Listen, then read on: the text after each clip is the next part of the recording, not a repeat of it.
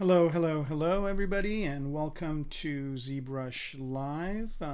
This is Ara, and it's Kermaco, Designworks, Hard Surface, and Character Design in ZBrush. And yeah, so I just wanted to ask you guys to let me know in the chat if you can hear me okay and see my screen. And while I'm waiting for somebody to do that in the chat, please like, subscribe, and if you have any questions, you can ask them during the stream. And if you have any comments, you can leave them on the YouTube channel where this will be posted to right after the stream is over. And also, you can ask questions live.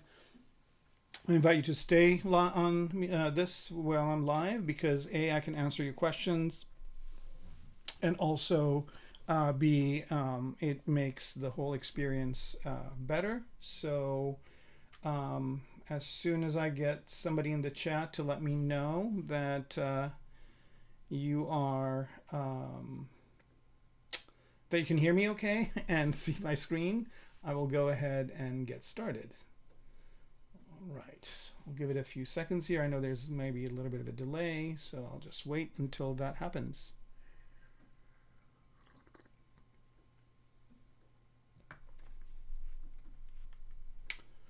Right. Wow, the viewer number just jumped up quite a bit. So again, I'll ask one more time if you guys can let me know that you can hear me okay and see my screen. That would be awesome. Right. In the meantime, I will turn this off. Here we go. Okay.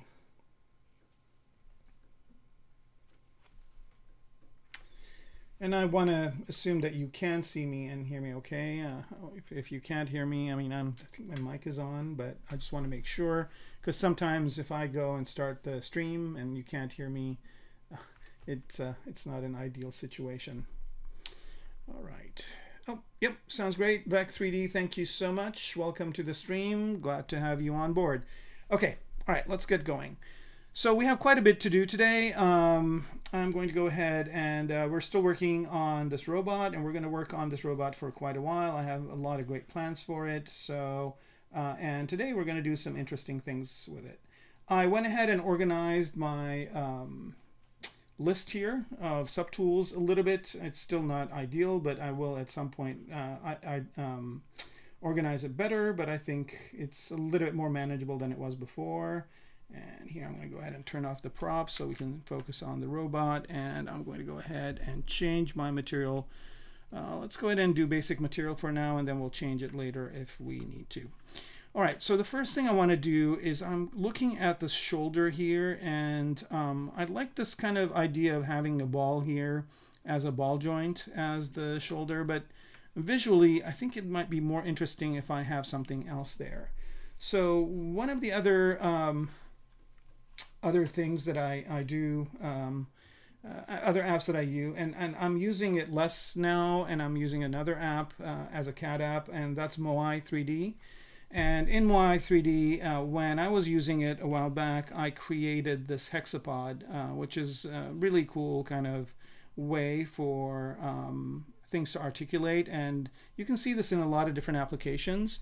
So I made this a while back in Moai 3D, and so what I did is I exported it out of Moai and imported it into ZBrush. Now the thing is with CAD programs, I mean, it looks great here. It looks really awesome. If you look at this, it looks pretty cool.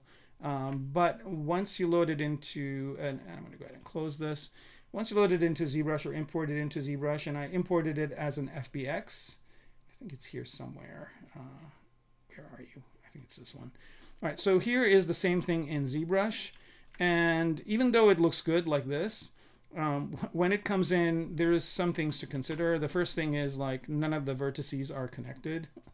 And then the other thing is, and I'll go ahead and turn on polyframe here and do a BPR so you can see the topology. The topology comes in kind of mixed. I mean, you get some really wonky things happening here. I've got shadow rendering over here. That's why it's gray. But you can see that, like, look at the topology here specifically. It's pretty much not ideal, right?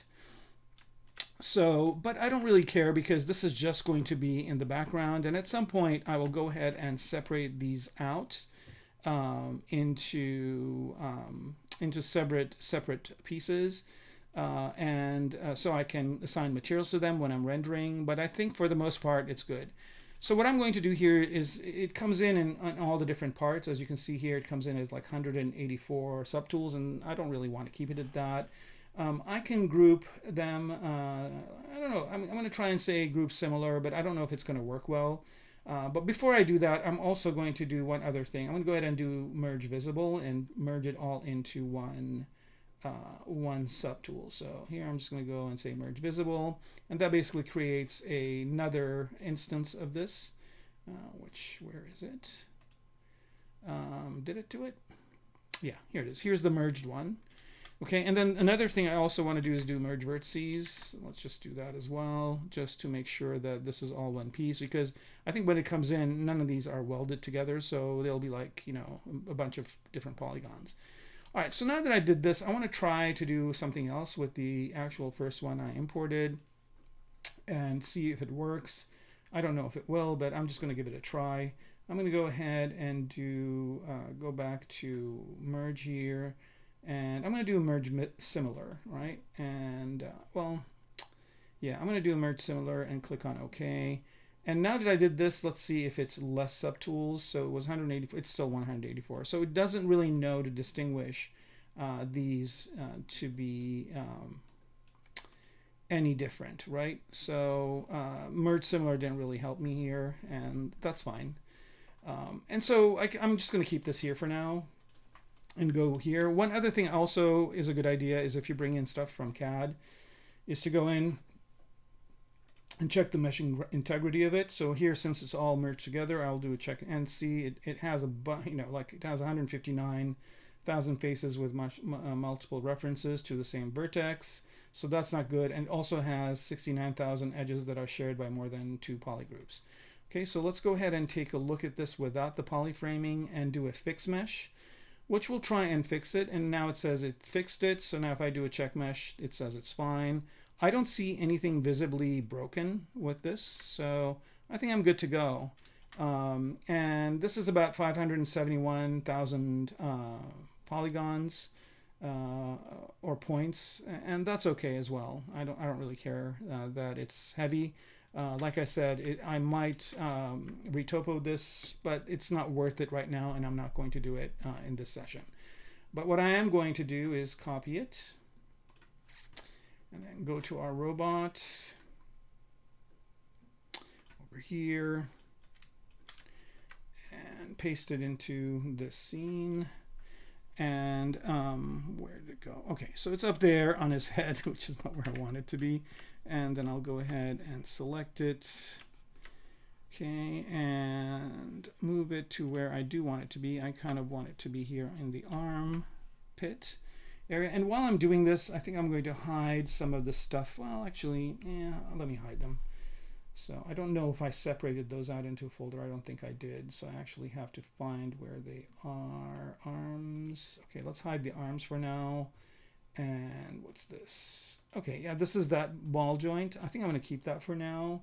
And I might keep it afterwards as well. These are the pistons. And let's see, where is this piece?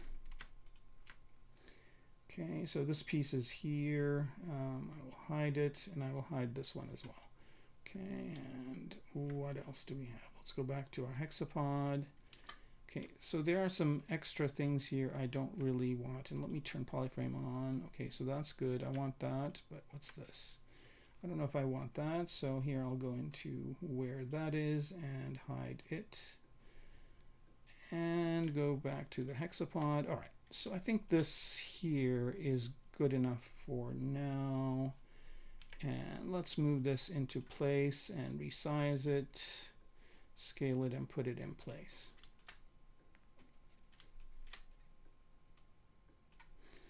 All right, I'm going to hide the arms so they're not in the way for now, and then I'll bring them back later.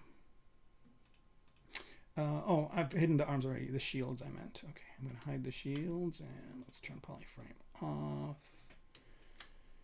And let's see what makes sense for this shape. I'm going to turn transparency on so I can see it, and maybe have it be this way. So the orientation on the bottom, as you can see, it's not circular when I made it in my, so here it is. I'm just going to bring it over. Have it be something like this. And I think this hexabot type of a look is a lot more compelling as a look than what I had before. I think that will create a lot more visual interest. So let's see what that looks like. Okay, and then I'm going to see if there's any way I can hide these for now. Just so I kind of get an idea of where the hexapod is positioning itself. And just about there sounds good.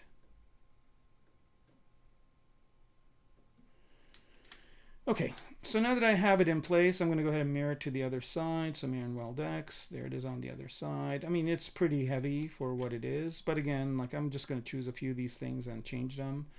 But I also want to move these things out a bit now that I have this look going. So I'm going to bring the arms and the shields back. I'm going to bring this thing back too, by the way, just because I think it's kind of cool that it's inside of the hexapod, and I might change the scale of it, but for now I'm just going to leave it like that. And that looks a lot more interesting than what we had before. All right, and then shield and arms are there, and then bring up the gizmo and turn on the pizza boxes. And I don't really want to move these guys over here. Nope, that wasn't right. Actually, that was right. I don't want to move the hexapods.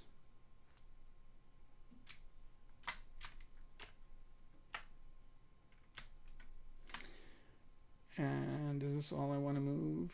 Yeah, I do. So let me just move this over to here, turn on symmetry because we have it on both sides. And let's move this over. Okay, so I have these leg pieces selected as well. Let's unselect those guys. All right. Just make sure there's nothing else moving around. Okay, it's just the arms. Perfect. All right, let's move this out this way, and let's find a good kind of place for it to be centered. Just over here like that. Maybe in a bit more. All right, so it's kind of creating a challenge for me because I think it's kind of clashing with where these joints are, but it should. By the way, am I an A1/2? Okay. There's something like that. Let's see how much further these are.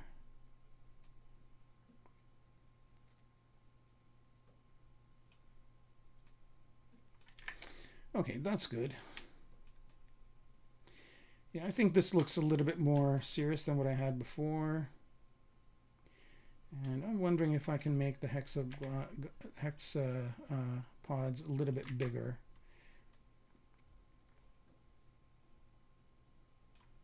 It's because they're kind of cool and small, they're not as visible. All right, let's go back to the pizza boxes and move the arms out just a little bit more. Okay, that's good.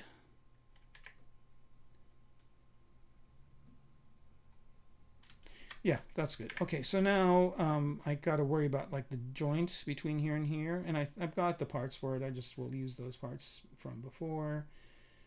And I think this is one of them.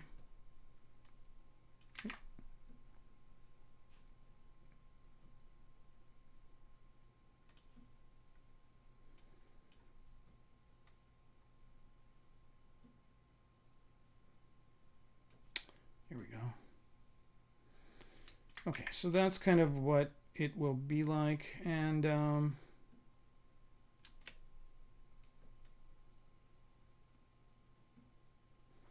this makes the arms a little bit too far out.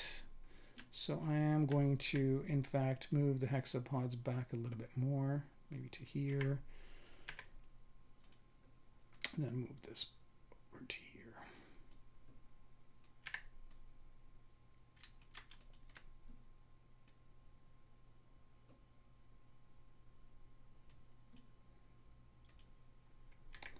Don't know what happened to these guys.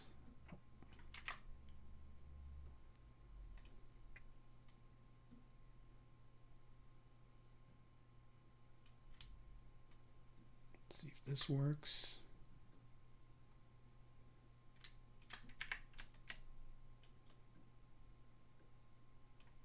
I think that's okay. And then what is this part right here? Okay, so this is all one part. It is. Interesting. All right, let me see it and see if I can make some changes to it. Okay, this is pretty heavy as well. I think it's, is it a merge between two pieces? I think it is. But what I want to do is I want this part not to be as protruding. So what I'm going to do here is I'm going to go ahead and it's going to be a little bit risky, but I'm going to try and do it anyway.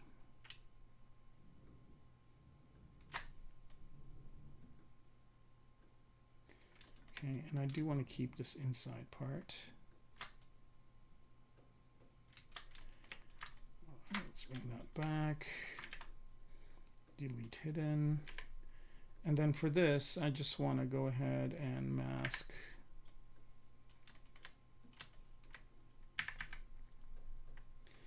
I usually, you know, when I model, I usually work with a lot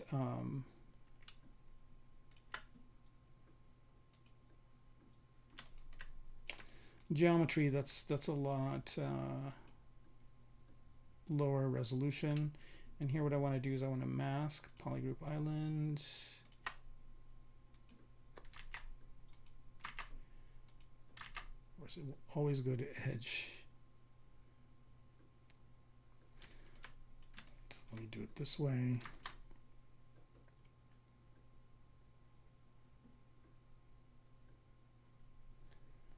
All right, what I'm going to do here is just to make my life easier, I'm going to say do nothing for point actions and do nothing for edge actions.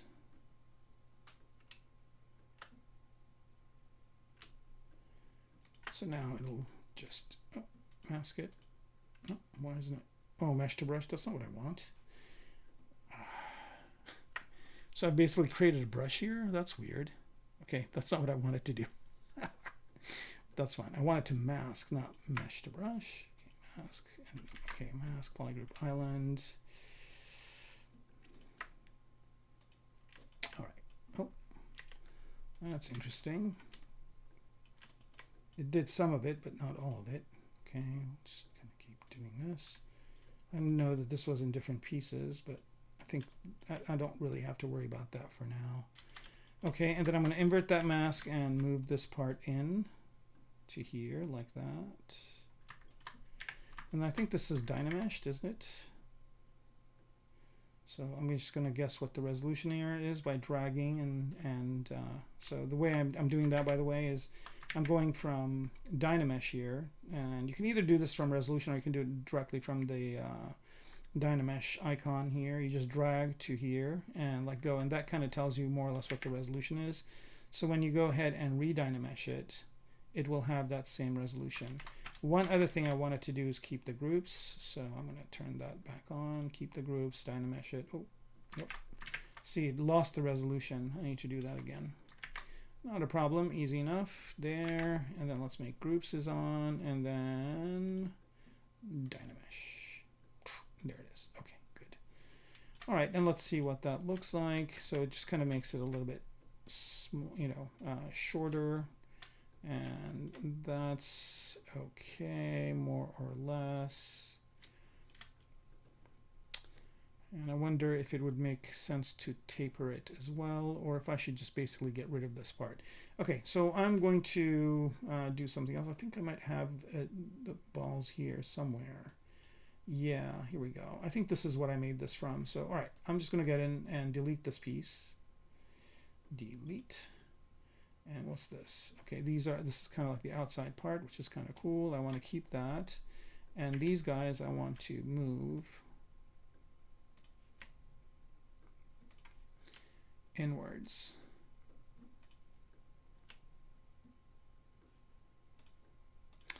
Why is the head selected? That's weird. Okay, these guys right here. And activate symmetry. Keeps going to the head. That's not the head. It's that I want. Okay, and center. That is very odd. All right. Let's try this one more time. Solo. Okay, good. Activate symmetry, center, there we go. I don't know what was happening there, but whatever. All right, I'm just going to move this out of the way for now because I want to bring out these other pieces. So here's the ball joint, and let's move that up. And this is just going to be inside the hexapod, more or less. And I think it's a bit too big, maybe a bit smaller. And I don't think this actually is going to be a ball joint that's affected. I think it's just going to be a placeholder. Oh, do I have one? I have one. Okay, I don't need these ones. Get rid of these ones, delete. This is the one I'm going to duplicate to the other side. But first, I need this to be the right size. All right, there it is. Move it over. I'm just going to take a look at this solo, and also I'm going to look at it transparent.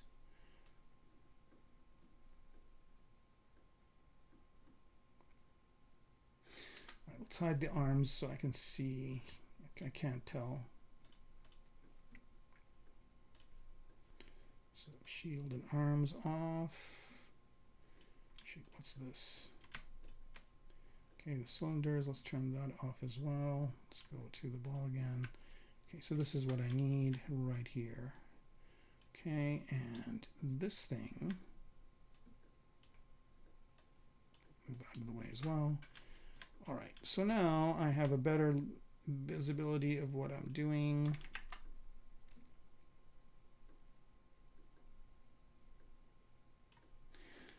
I think I inadvertently did something where if I click on something, it selects it, which is not what I want to do, but I'll figure it out.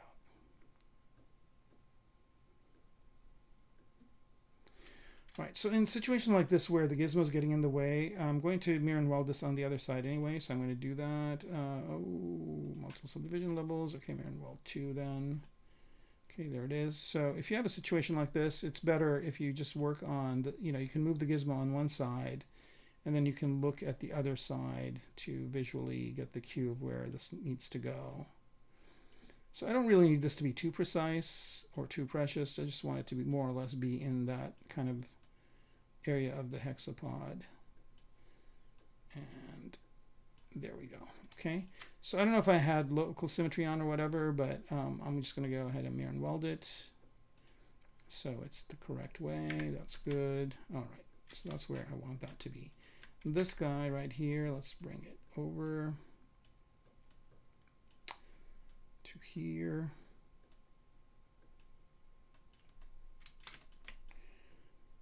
Again, I'm going to adjust where this is, center it, and also maybe shrink it down a bit.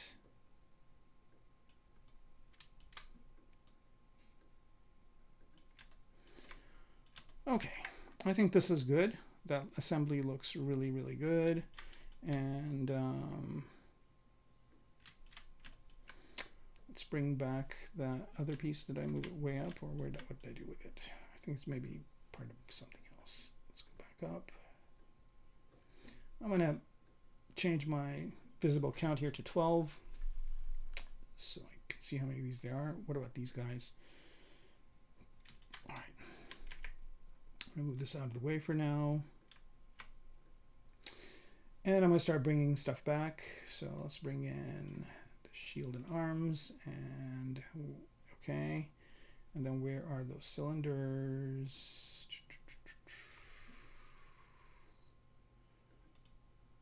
Okay, this is the thing. I'm actually going to, yeah, let's put this in here and let's move. Actually, I could just move these guys into this area. All right, and then this is the piece I was looking for. I want to bring that back.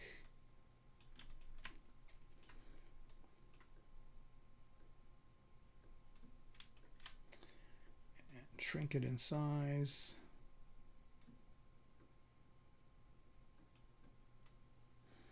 And that's basically just going to be around the kind of the balling there, but it's not centered. And now it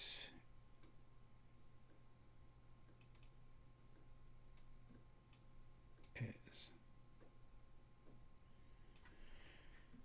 Okay.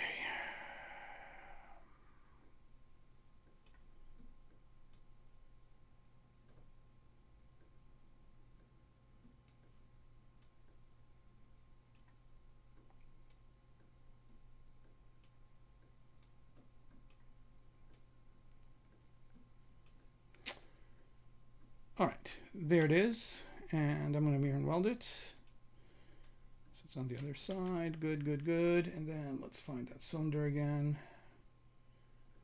Where did it go?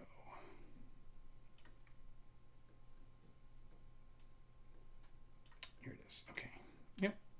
Perfect. I think that works for the shoulder. I don't think I need to do anything else. And I don't even know if I need these anymore. Let's see if it looks better. It kind of does, but I think that would be more useful down here to make this connection.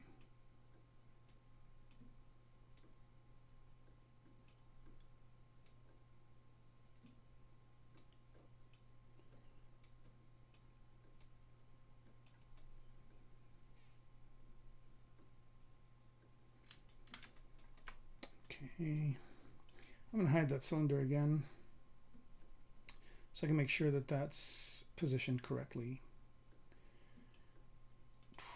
Okay.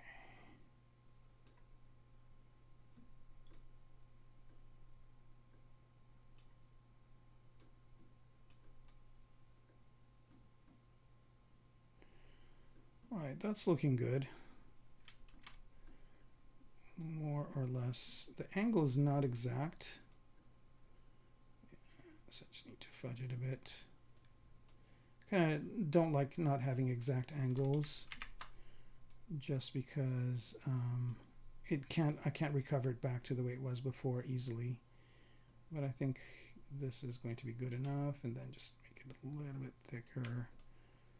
I don't know why it's not at the center of the song. Here we go.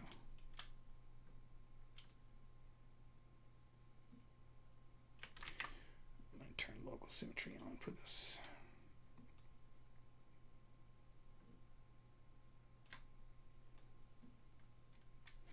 All right, perfection. And then I'm going to mirror this to the other side and then mirror and weld it. Nope, without local. All right, cylinders back, and ooh.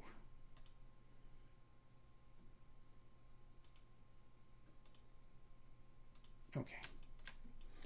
All right, so this is kind of what it's going to look like, and I might just put something on top of this, like maybe some cloth or some like see-through thing that basically will protect it, but that basically will give this arm a lot of range beyond what a ball joint can do, and that's kind of cool.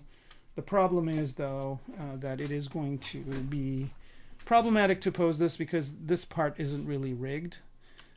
So I'll have to figure that out when the time comes.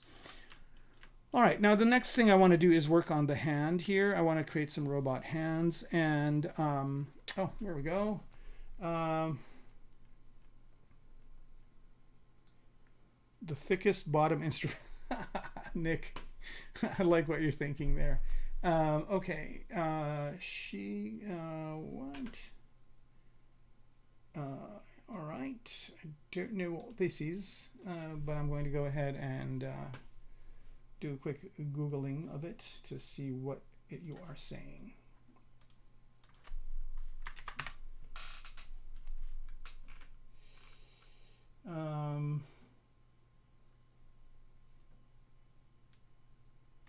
Translation.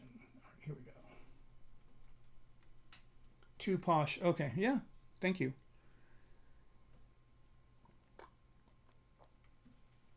I love the miracle of being able to translate any language, and I think pretty soon with AI and all the different translation tools, I think there'll just be a voice thing that will translate it, and there'll be text things that will translate it. So everything in the chat will come into me in English, and everything I say will be automatically translated to whatever language it is that you're tuning in from. And those days of that happening are very close. Very, very close. Okay. I think this is still too thick. I'm going to make it thinner. Shoot, why is not... Okay, local symmetry and dynamic. And I don't know if I need dynamic. There we go. There. Something like that. Okay. All right, so now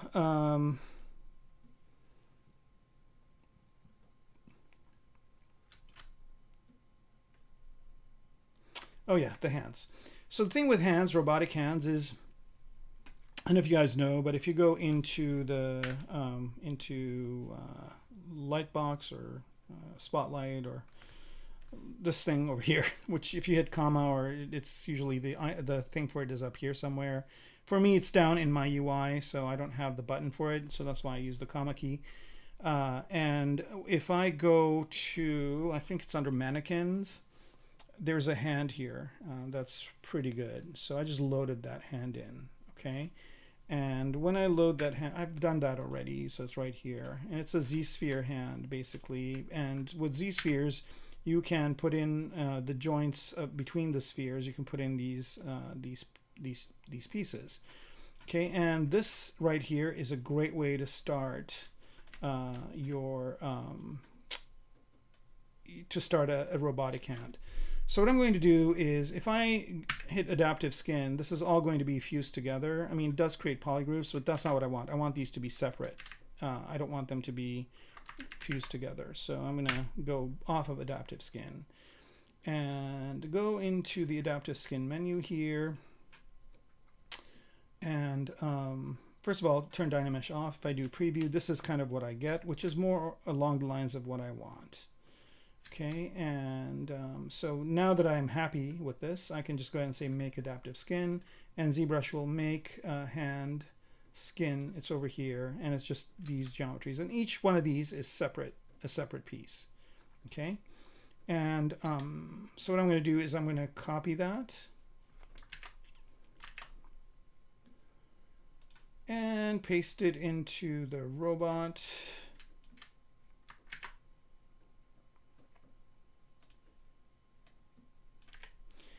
Right, and then just move it into place, and then once I do that, I'll start separating it out.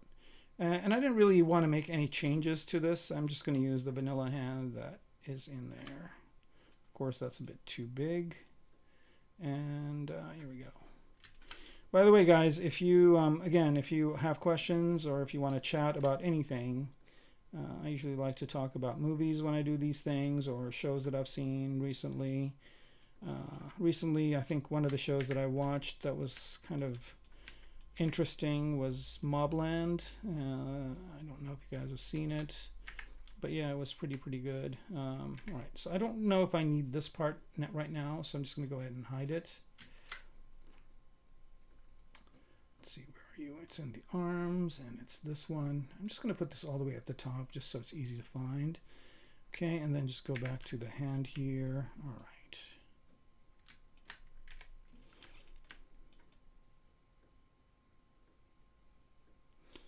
It's looking pretty wicked right there.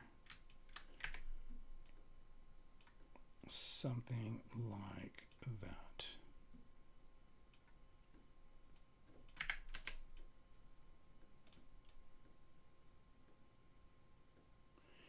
Yeah, that's looking pretty good. Okay, so that's good. I'm not going to mirror it just yet, but I'm going to put this in a folder. And once I have it in a folder here, I'm going to go ahead and separate it out, which is going to be a bit of a nightmare, but it's not going to be that bad. So I'm just going to go ahead and say split 2 parts. Right, so now that's just going to separate it all out into parts. And what I want to do is I want to group these by finger. You know, sometimes I do this on its own, but I can do it here. It's not that big of a deal. So this is the thumb piece, and this is and of course it's going to find all these things, and they're going to be all over the place. I'm going to turn transparency on here. Okay, so you can see it went from the thumb to like the pinky bone here, which is not what I want. So I'm just going to go ahead and select this. Okay, it's there. Move it up to the thumb, and then select this. Move it up to the thumb. Select this. Move it up to the thumb.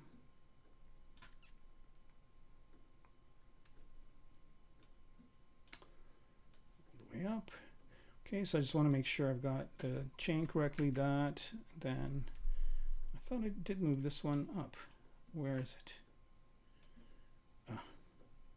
So here I'm actually moving a lot of, I need more to see more of these. So I'm going to expand this out to 20. So I can see 20 subtools at the same time. So I got the thumb top, thumb that, and then I want this next. And then this piece. And then the tip. Okay, so now to check it, I just go to the root, go down arrow until there. Okay, that's good. And what I want to do is I want to merge these together for now. So they're one piece. So I'm just going to go to merge, merge down, always okay, merge down, and merge down. So now I got the thumb as one piece I can move individually. And then I'm going to go ahead and do that with every other finger. So I'm going to take that finger over there, and starting from this point, then this one. I know this is a bit tedious to do and watch, but it happens pretty fast. Okay, let's pick that. Let's pick this one.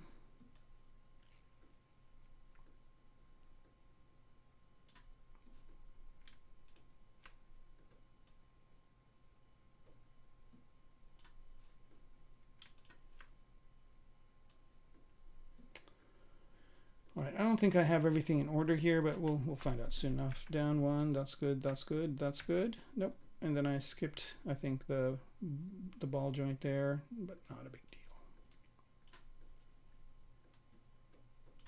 I think it's this one. Just need to move this up one. And now checking again. 1, 2, 3, 4, 5, 6. There's 6 of them, correct. Okay. And then same deal, merge down, merge down, merge down, merge down, merge down. So now I've got the index finger as one piece. And then do the same story. Oop. With this set. So there is the base. Move that up. And then this one. Move that up. And this one. And it would make sense for me to just kind of have this done once and save it that way. And I think I will, after I'm done with this, just to have it, you know, for the future, so I don't have to do this all over again. But I guess it's always good to show that things just don't happen magically. Do the quick check. 1, 2, 3, 4, 5, 6. Perfect. Okay, and then merge down. 1, 2, 3, 4, 5. There it is. Okay, so that's just one finger there, and I got two more. And that should be pretty fast. One. There's the base. Two. Thing is, it gets easier to do it as you know, move in the list, because you just go into multi-tool mode and select the entire chain, group all those subtools by creating a new folder, merge them, bring them back to your folder, and that way you don't have to search for all the multi-tool mode and select the chain.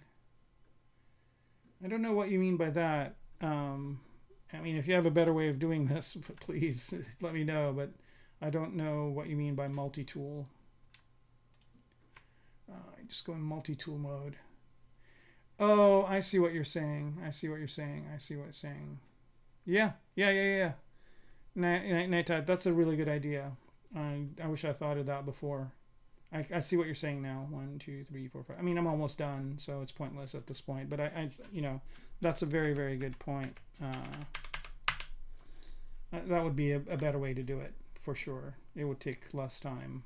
I mean, it's still, you know, it's still tedious, but you're right. It would kind of alleviate the hunting and all that stuff. But yeah, point, valid, and taken. Okay, so now we're starting with this. And here, this one's going to be pretty easy because they're all there. So this is the base. So I'm going to move that up to here. Now it shows that, oh, you know what? Shoot. Right. So did I mirror it? I didn't mirror it. Okay. So I'm still good. I don't know what all these other things are, but anyway, it doesn't matter. We'll have this solved in a minute here. So there's that, and then there's this one, right? And there's that one, and then there's this one.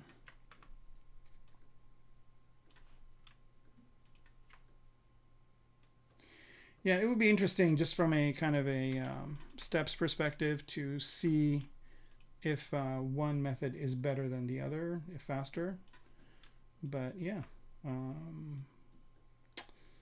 Okay. So let's see what we got here. So we're starting on the top here. 1, 2, 3, 4, 5, 6. Okay, merge down, merge down, merge down, merge down, merge down. And that's that. So what is this? Oh, these are the hand parts, and I don't really need these to be separate. So what I'm going to do for these guys is I'm going to merge them. Oh, not with that one. Shoot. That's fine. I can merge them. This thing right here, it always puts this, when you create a skin, it always puts that there, and I don't really need that. This ball I don't really want to touch. So I'm going to move that all the way up to the top. And then what do I got here? I got these guys as one piece. Now I don't really want this to be part of this, so I'm just going to separate it out. Split, hidden. Okay, but these four, I do want them to be part of merge down and merge down. Okay, so here we go. All of this I want to basically create one mesh out of, right? So this is going to be kind of the hand piece, and then I've got the fingers separated out. Okay, and then I've got this as a separate piece, and this as a separate piece, and that is the hand. Okay, so another thing I'm going to do here is I'm going to separate these out, rename this folder to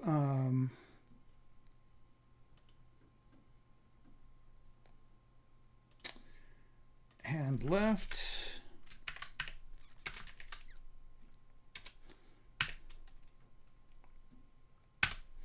And then I'm just going to duplicate this folder. Delete, rename, merge, boolean. Where is duplicate folder? Boolean, show parent. Oh, duplicate. Okay. So we duplicated. Yes, that's what I want to do. Okay. And then I'm going to rename this one to hand. R. Okay, so now what I want to do is I want to mirror this one over, and I don't know if I could mirror the whole folder, unfortunately, but I can mirror each individual piece, mirror and weld. It says local symmetry on, it does. Mirror and weld. Okay, go down, mirror and weld, go down, mirror and weld. All right, so now we've got two hands, one on each side, and we are good. Now, I don't really, I just created a placeholder for this. I'm just going to work on one hand first, and then I'll work on the other one. So I'm going to solo this folder out. I'm just going to go, and I don't need this many visible tool counts anymore, so I'll change this back to 8, and then go to V2 here. And in V2, all I want to see is just the hand. Okay. Go off of solo. Am I on solo? Not on solo. Okay. Let's turn everything on. Okay, I just want to see everything. I just want to see everything in this folder over here.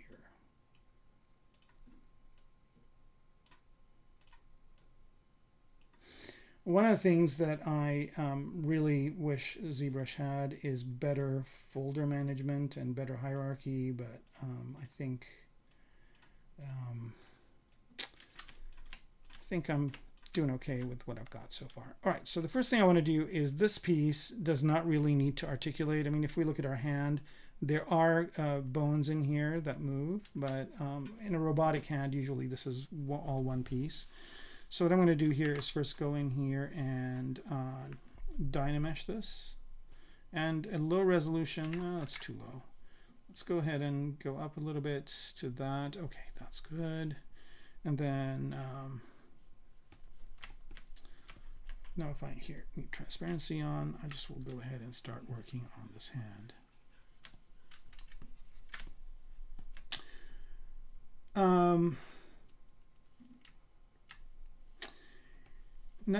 Nyatet, anytime. I'm more than happy to share my workflow, and I appreciate your suggestion. I think that's a good idea. I'll keep that in mind for next time I need to do this. But also, while I'm thinking about it, I'm just going to go ahead and save this whole thing. Let me see. I'm going to copy this folder. So the copying and pasting, I'll just do the right hand. The copying and folding, saving in folders, you can't do it in here in this menu for some whatever reason, but it is part of Subtool Master, and I've actually created a button for it here. So what I'm going to do is I'm going to go into this right hand folder, select it. Here, let's close it and select it.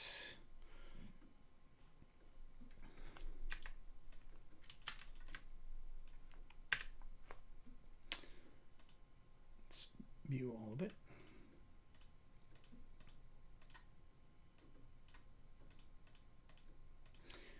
I need to remember how to turn on and off specific parts of a folder visibility wise. I forget how to do it, but it's not a big deal. So what I'm going to do here is I'm just going to take this folder, copy it.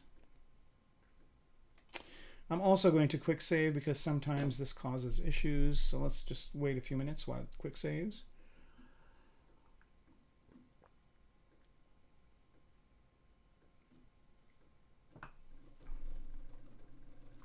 Okay, and then I have that folder copied. What I'm going to do is I'm just going to go to just a regular polymesh here and paste that folder. All right, and that will put just that folder in here. So now, I don't know why I'm seeing both of these. Enter hand R. That is strange. Why is it showing both? That is so odd. Because I just have the one hand.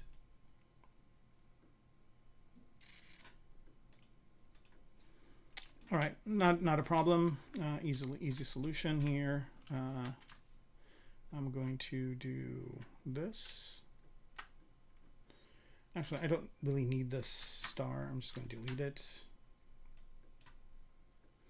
Or no, I'll just leave it there. And then what I'm going to do is go into hand. Oh, it's mirrored. That's why everything is mirrored, and it's so when I did this folder, everything was mirrored in it. So what I can do here is I'm just going to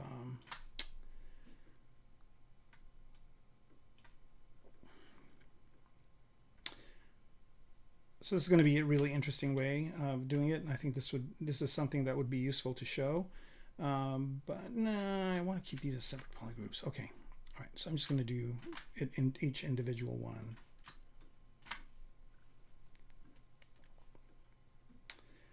And delete hidden. Actually, I think this might be easier if I just have these two up and have geometry on. Geometry and modify topology, delete hidden. And the reason why I'm doing it this way versus my menu is just it's faster. Okay, delete hidden again, go down one, select this, delete hidden, go down one, select this, delete hidden, go down one, select this, delete hidden, and go down one, select the pinky, delete hidden again, go down one, select this, oops, delete hidden, go down one, select this, delete hidden, and I think that's all, right?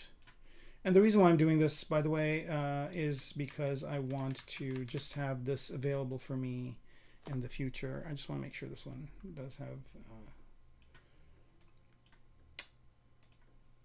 okay, good. All right, so now I just basically have the hand here as one piece, and I'm just going to save this as its own Z tool so that in the future I don't have to do all these steps. I just have it ready to go. So save as, and I'm going to go ahead and help this, save this in a place where I can just pull it up again. So you guys are lucky you saw me do this. I'll be happy to share it with anybody if you guys are interested in me just sending you this so you don't have to do all this work. I'll be more than happy to share it. That'll be easy for you to do the same thing. So either drop me an email or yeah, let me just save this real quick and then I'll give you the details of that. All right, so mail topo, Zeno, and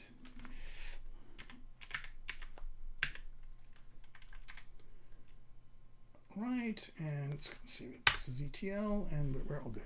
Okay, so yeah, if you guys want to, you want a copy of this hand that I just made, I'll be more than happy to send you and email you the ZTL. I can send it to you as a ZTL or an FBX. So if you're using ZBrush 2022 or before, let me know. I'll send it to you as an FBX. If you're using ZBrush 2025.3, which is what I'm on, then I will just send you the ZTL just to make sure that you can load it in. But this would be a good time to just tell you where you can do all that stuff. So first things first is if you go to Pixelogic's YouTube channel over here, you can see all the previous streams that I've done, as well as streams from a lot of other really super talented artists, as well as some folks and trainers from Maxon. So definitely go here, subscribe, and ring the bell so you'll get notified whenever there's something new. There's all sorts of different things. There's Eric, who does insects. There's Shane, who does stylized characters. Mike Pavlovich always answers the most complex of questions. He's really great. Unfortunately, some of these folks are not changing their cover image, so it looks like it's the same person, but it's not. So always read the thing underneath. I think people are catching on, but you know, but yeah, just make sure you read what's underneath here. Okay, so that's that. And the way to get a hold of me, the best thing to do is go to my Instagram, okay? And it's Instagram is instagram.com/Kermaco, Kermaco. And there's my link tree, and it's got all of my information, right? So it's got all of my different links, Instagram, Facebook, all that stuff. And if you want to send me oh, I don't have Facebook here, sorry. I should put it on here now that I reminded myself. But you can go to all of these different links here. You can always send me a message on Instagram, or if you go to my ArtStation, there's a link to send me a message there, or email me or whatever, and I will get you the hand if you want it.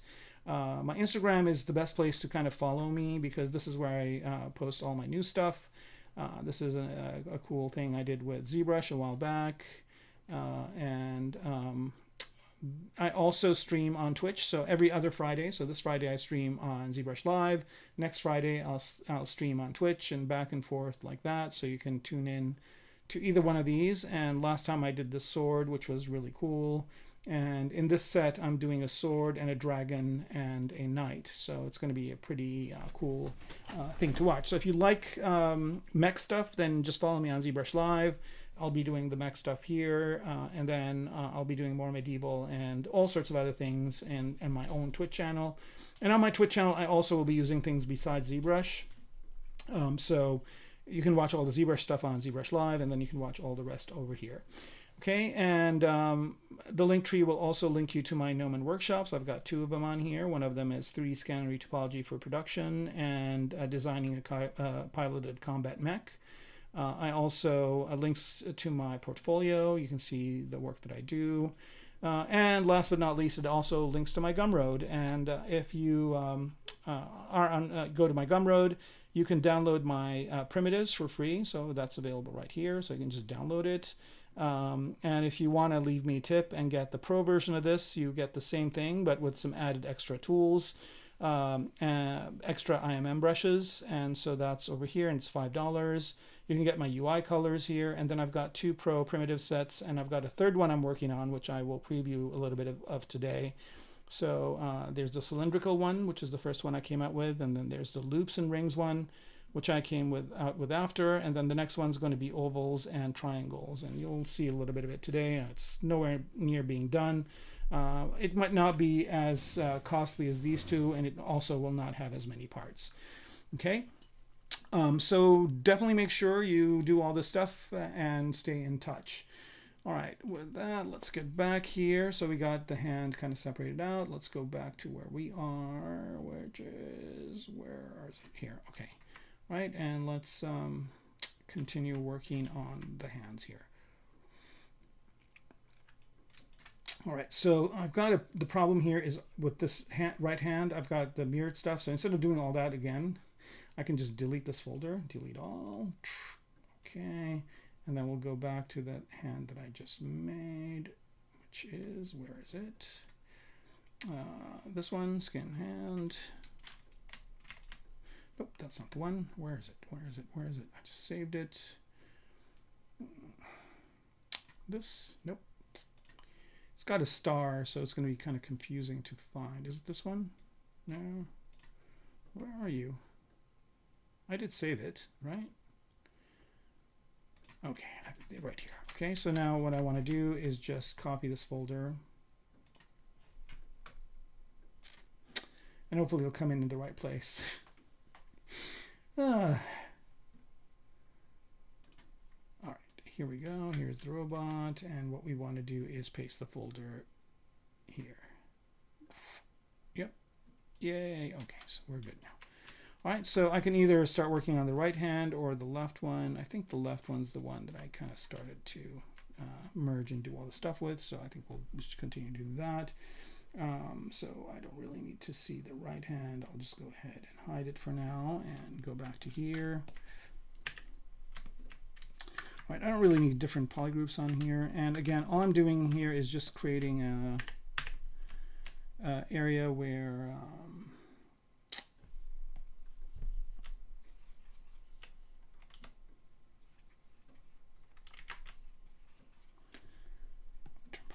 off for now, and I'm just creating and I should be looking at reference for this, and I'm going to do that right now just so I get some sort of a placeholder of what I want.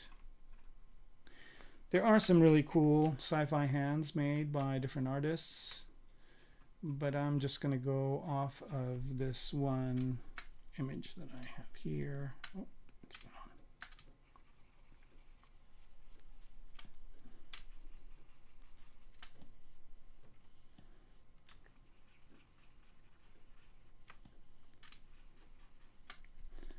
sort this piece out.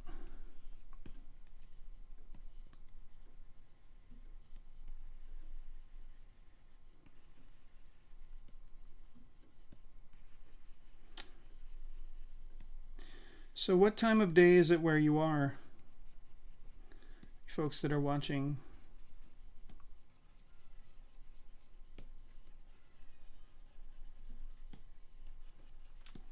This is kind of a really bad Friday to do streaming because a lot of people on stateside have the 4th of July weekend coming up. So a lot of people travel during this time.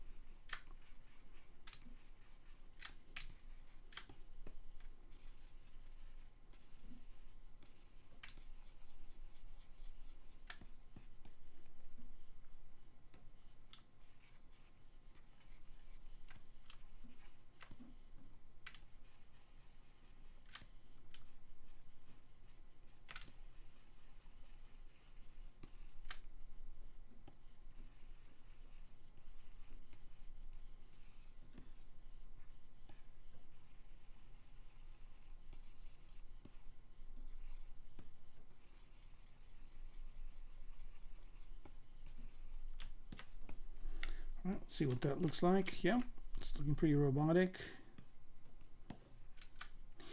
Last job I was at, I had to make a hand, and I wish I could use that, but I can't. I had to make a hand, a claw for a project that they were going to do with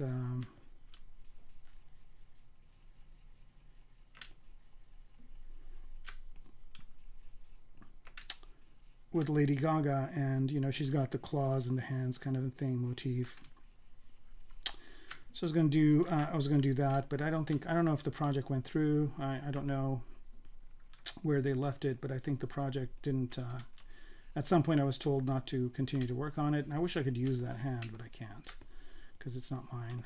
I mean, it is I did it, but it's the companies that I worked for, not mine. H polish. And I think I can go another level of subdivision on here.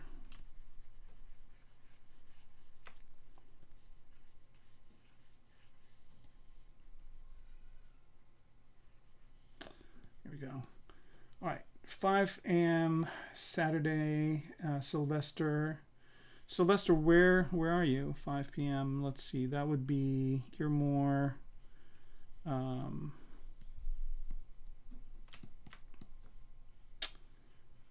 5 a.m. not 5. You're up at 5 a.m. on a Saturday watching me. Thank you very much. I really appreciate it.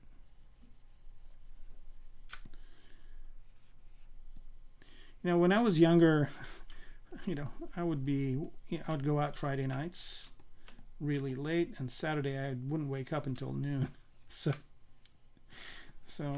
I'm glad you're up this early. Okay, so this is kind of the base of it, and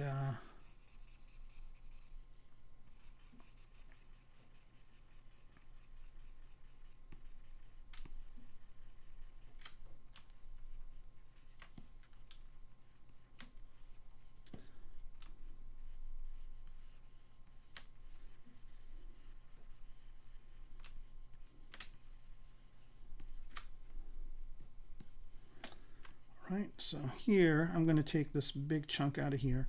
You know, it would make sense for me to use Sculptris Pro for this. I might do it, but let me see if I can get away with not using it for a while. I'm just going to eat into this area.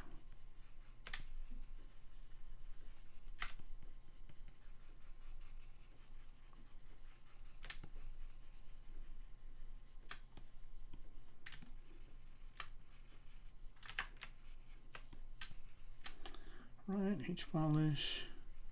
And so here it's just kind of basically creating the basic shape for the hand. I think this is good. And I might chop off a bit on this side too. I don't really care about the parts I'm not seeing. I'll fix those later. I mean, I'll probably retopo this and work on it in more detail, but right now I'm just basically getting the basic shape of it done. And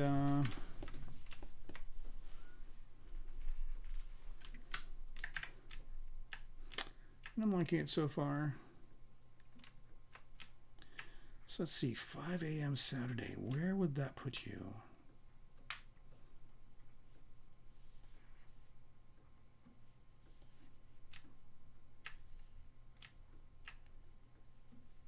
Probably in Asia, or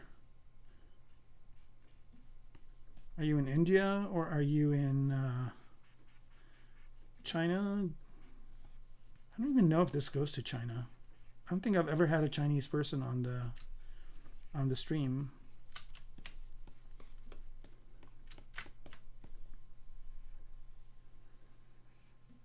All right, that's looking good.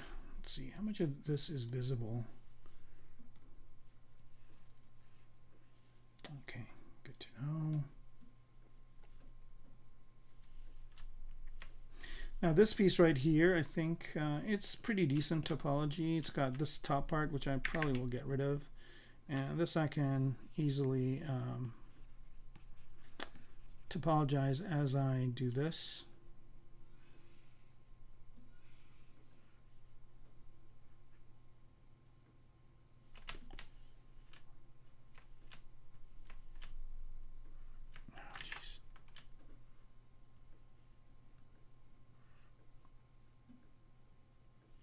Could be in Australia too. Asia, yeah. Oh, you're in Poland. Okay. Oh, yes, you're right. Asia's already in the PM. Oh, hello, Poland. Another one of the countries on my to-do list of places to go.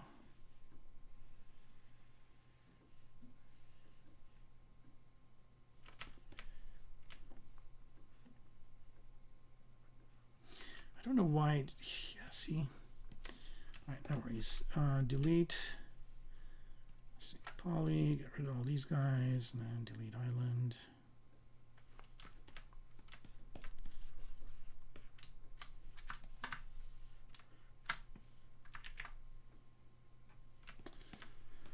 Okay, and then I've got the same thing on the other side, and I think I might be able to get away with mirror and welding this. With local symmetry on and dynamic on. Local symmetry, oops.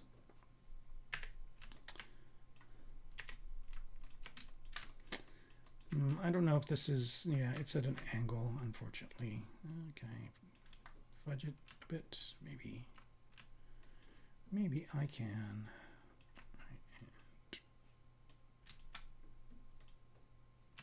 Yeah, that works. Okay, so now that I have this, yeah, it's not 100%. Okay, I'll have to do it the other way.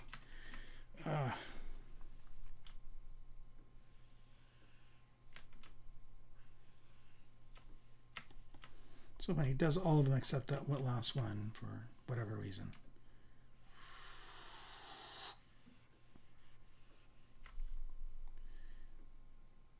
Okay, and then let's do this.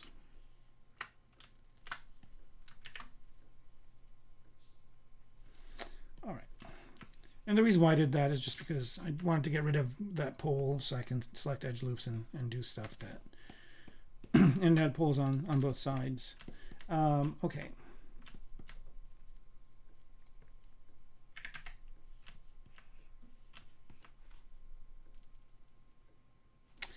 You know what kind of, I can kind of kick myself. I mean, I do have this on my Apple Watch. Let's see if you guys can see it.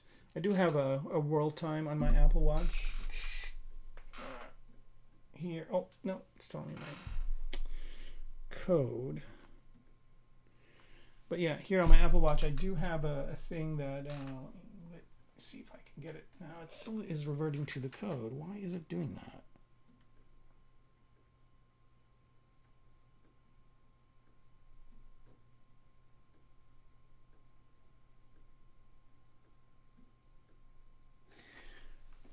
Let's see if I can get it in the, I guess I just have to take it off. But I do have a, oh man, okay, forget it. I do have a world time thing on my watch, so I could have just looked at that. But yeah, I do have a world clock on here, and I don't know why I didn't just look at that to figure the thing out. long story short. Can I do architecture with ZBrush? Of course. Yeah, and I do have some. I do have a project I'm working on right now that does have architectural components in it. Now the problem with architecture though is yeah, it will be totally, yeah. So like for architecture, you can do really interesting stuff. Like here, let me tangent time. Let me just jump in and like let's say I want to create like a really interesting architectural design for a building. So here, let me get to the front here. I'm going to select the star and do it like that. And let's say I don't know. Let's go ahead and pick a different one of these things. Let's say I pick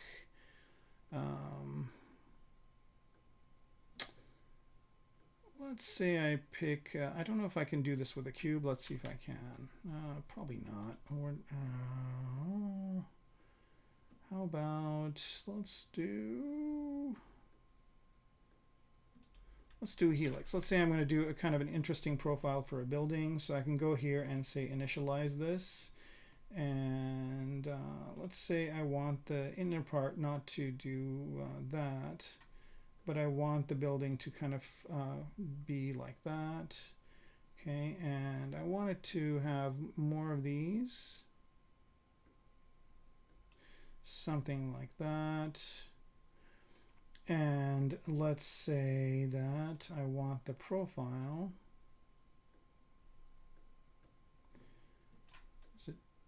to be like this. Well, I could have it be full. Why not? Let's see what this looks like. Now we'll have it the profile be full, and the thickness is okay. We did the profile. Oops. Sorry about that. Didn't mean to save the profile. But let's say the thickness. So let's say I do this with the thickness. So it's kind of got this type of pineapple shape to it. And I'm just kind of randomly doing a thing here. There's, you know, if I had like a specific brief or whatever, I'd go by it. But let's say it goes, you know, it goes something like this. And let's say that, okay, we did the radius already. And then let's look at the Z offset. So it could be wider or taller, right? Like maybe something like this.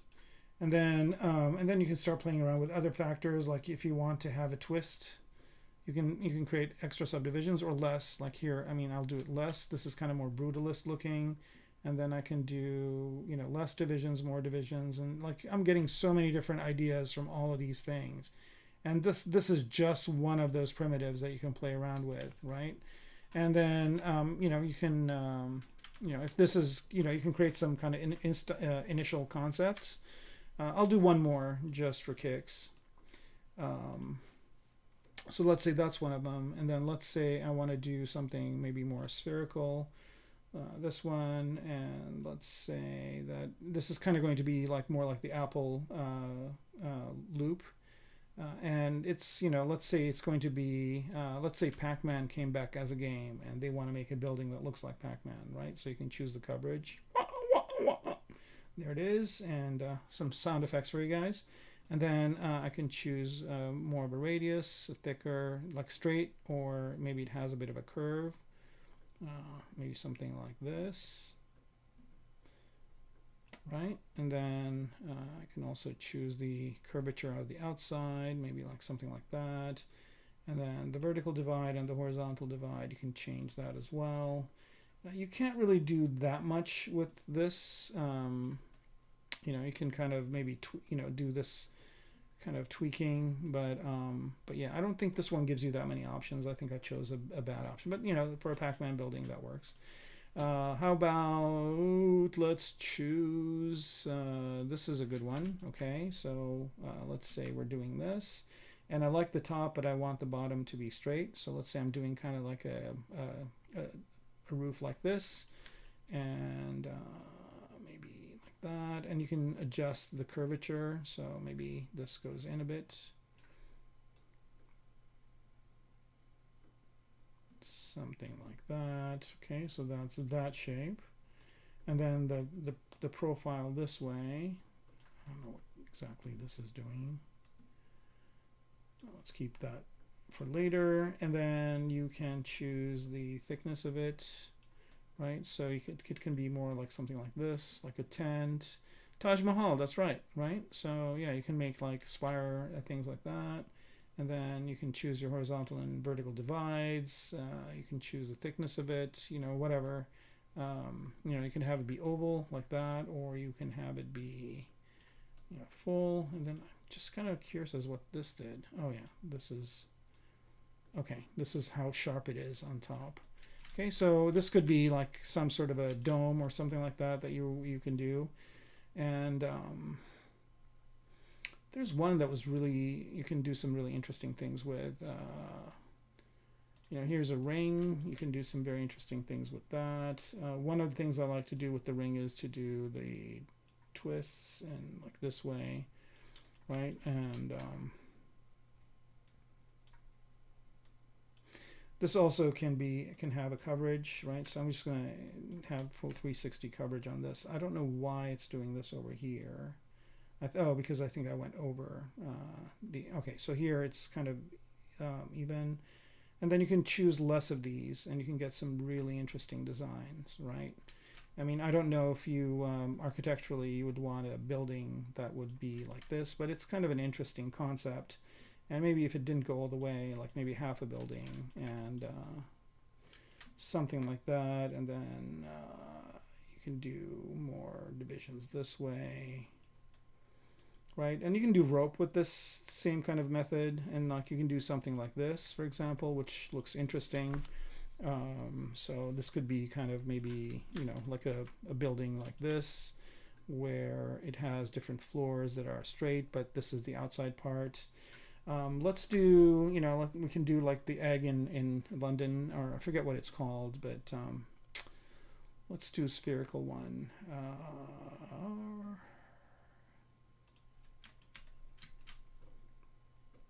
Right, so here you can do the X size is fine. I think the Y size is fine too. The Z size, is it? No, I think. Yeah, I just want to reduce the X and Y size, so let's just do this at 50. Do this at 50. Okay, so there's that, and then you can start doing things like, okay, well, I want the less divides, something like that. And unfortunately there's no twist in here. Twist would have been really cool, but you can always manually do it. Like you can just select this and twist it, and then select this and twist it. Yeah, I mean, there's like, I think you can do a lot of really interesting stuff with the architectural capabilities of ZBrush. I have perspective on that's why that happened there. But like you can do all sorts of interesting things that way. Let's see. I said I'll only do one more, but this is so addictive. I'm going to try and find one that I really... and these are all with just these existing primitives. So let me find one. I think there's one that really... and every once in a while, like if I'm just looking for ideas for buildings or just for anything, I go in here and I start playing around with these and get some really interesting results. I mean, even with the cube, like you can do here, you can just pick the cube, and I don't know if people know this, but the cube can have more than 5. You can do pentagons, hexagons, whatever with this as well. And so let's say I want to do a new pentagon, so it still has 5 sides, right? But it has a twist to it, like that. And also the I'm going to go ahead and reduce the Y size of it and the X size of it to 50. Right? So let's say they're going to design a new pentagon, but it's going to be taller, and it's like this. And then I think there's a way, no, I think this is it. Okay, sides count. So you can, yeah, we need to leave that at 5. And then you can choose how much the twist is. Then you can choose more horizontal or less horizontal or vertical divides, right? And then you can just choose a building like this, for example. So it's a pentagon from the top, but from but from the sides it looks like this, right? So you just do all this work, and then once you like this, you just say make polymesh 3D, and now this is a 3D object. And then you can do all sorts of things with this, like you say, okay, well, I like the way it is, but maybe I just want this to be the way it is on the top, right? So I want the base just to be a simple base, and then I want this to kind of go up and then be like this on top, right? So that's kind of a new thing,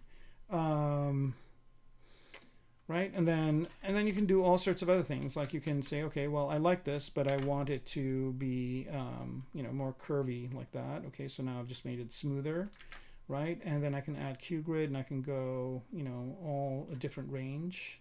So I'm going to turn that on and do something like this, right? And again, if I do this to it, like now it looks something completely different than what I had before. And a building like this would be really interesting looking, right? So that's that. And I'm just doing buildings, but architecture, I know, is not just buildings. It could be interiors, it could be chairs, it could be whatever. So ZBrush is a great tool for like coming out with really interesting designs. And yeah. Yeah, you were saying in interiors. Yeah, you can do interiors as well. You can do beds, you can do chairs, you can do all sorts of stuff. Like if you I wish I could show you that project that I'm working on, because it is a kind of it's not a building, but it is an interior of a show floor. So, but I'll show it at some point if you come back, like maybe, I don't know, towards the end of the year. I'll probably have it done by then, and then I can show it to you. But yeah. And what's great is like you can there's one building, but what if like this was to be a campus, right? So let's say there's 10 of these. So you can just jump into array mesh and say array mesh on, right? And I want to repeat these, like maybe, let's say we're going to make 5 of these. So it's 5 pentagons. And then you just offset the X amount, like there are 5 of them like that, or you want them to be, maybe, they're on a hill, so you can, maybe they're on a hill like this. Right, and if you want more of them, then you can use array mesh to create more of them as well. And you can do all sorts of things. And let's say you don't want it to just be like that. You can do a whole lot of different things with array mesh. You can do you can say, okay, well, what if I have like 100 of these or whatever. So yeah, I think ZBrush would be awesome to do to use for all sorts of architectural and design stuff. I know a lot of people use they use whatchamacallits, Grasshopper and Rhino to do architectural stuff. So yeah, I mean, you can do some procedural stuff in here as well. I'm just going to go ahead and delete all these. I don't need them. But yeah, I think that, you can do all sorts of great things. And then, like, once you have this, for example, you can just go in here and say, okay, well, I want to bend this, right? So I like the shape. Oh, I need to make polymesh 3D with this. Okay, make polymesh 3D, and then once I have it as a polymesh 3D, I can just go in here and say, okay, I'd like this, but I want it to be kind of bent, right? So you can just go to bend arc here, and you can just bend it.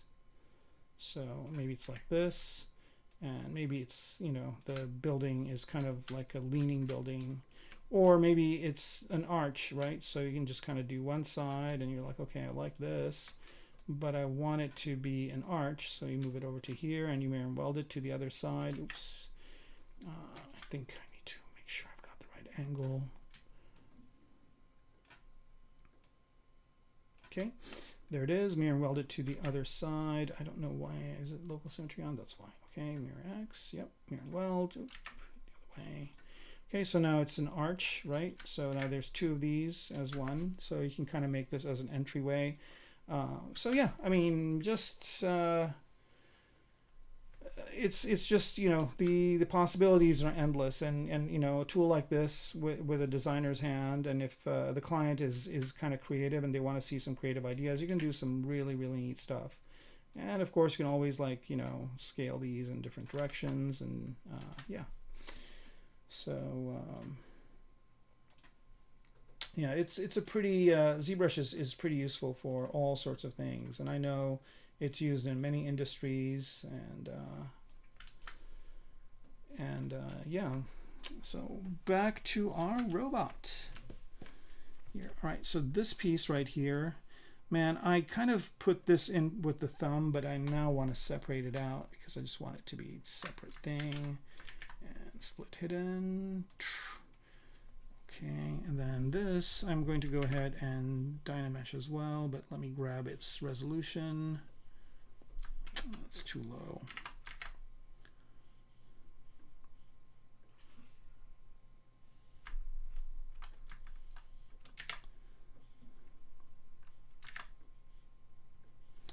Okay. Yeah, but the possibilities are really endless with what you can do with ZBrush, and I'm sure that it is used in architectural situations. I don't think it's used as much as maybe some of the other tools, but I think it's one of those things where I'm sure there will be some architect or somebody that will hire somebody like me, for example, and then I can come up with a bunch of ideas for them, and then they can pitch it to the client. And I mean, I wouldn't have to work for them full time, but every time a client would come to them and say, I need something creative, I could do it. And of course, you can, with today's technology, you can refine that and render it and actually create a scenario where the client can get to see what it will look like before the thing's even made. And with VR, you can even do walkthroughs, and I've seen some really amazing stuff being done in architecture.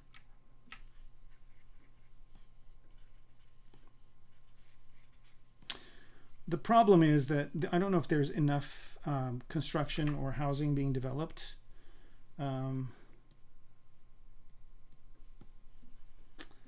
Nowadays, but most of the projects, architectural projects, I assume are pretty high profile and pretty expensive.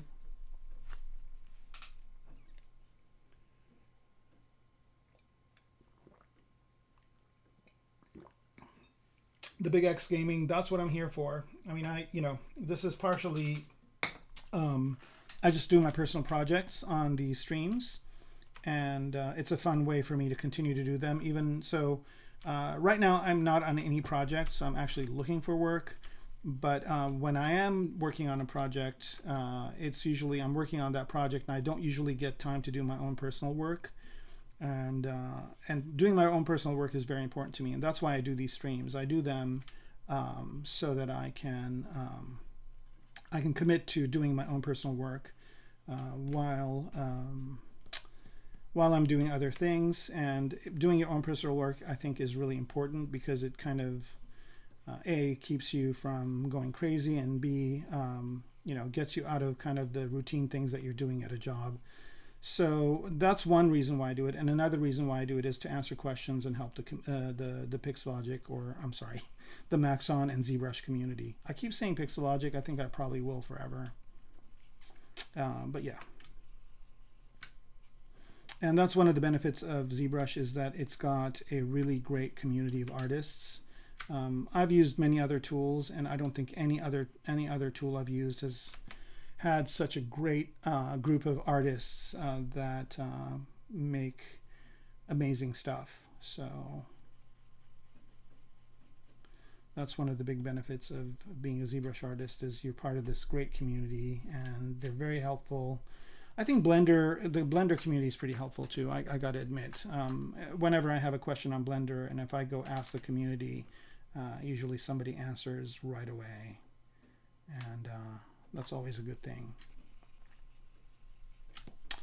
Maya used to have an amazing community. It used to be so good, and since Autodesk has bought it,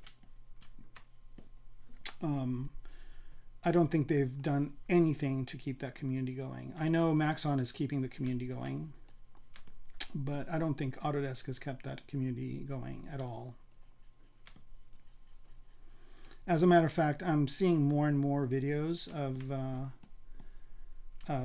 Autodesk Maya clips, just like Blender clips, and it just seems to me like they're just trying to catch up, which is sad. You know, I'm a Maya user. I've made a lot of money with using Maya, and I've had a lot of projects using Maya. I personally like it a lot, but it just seems to me like, you know, it's such a back burner tool for Autodesk, you know, that they, you know, I don't think anybody from Autodesk has ever contacted me lately to ask me what I think about how their development is going, or to create a connection with me. As a matter of fact, I'm trying to do a video for Gnomon Workshop. So my 3D retopology video, I'm trying to do that for Gnomon. And I've asked Autodesk to give me a license for a little while for the latest version of Maya, because I'm on 2019. I haven't updated. But I wanted to get their latest version just so that I could do my training on it. And they have, I've yet to hear from anybody I've contacted. And I've actually spoken to people, and they've just, like, you know, dropped the ball. So, I don't know. But, you know, I think they're kind of feeling the pinch. So, you know, I can do pretty much everything I did in Maya in Blender now.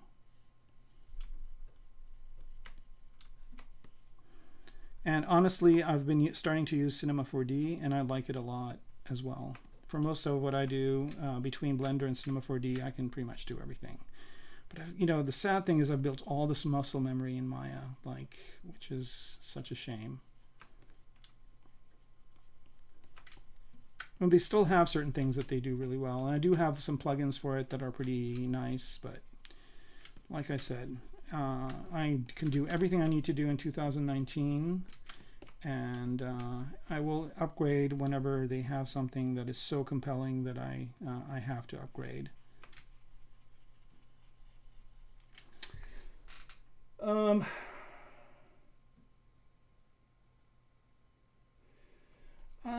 You know, the thing with subscription is it's an interesting thing. You know, I can see the reticence,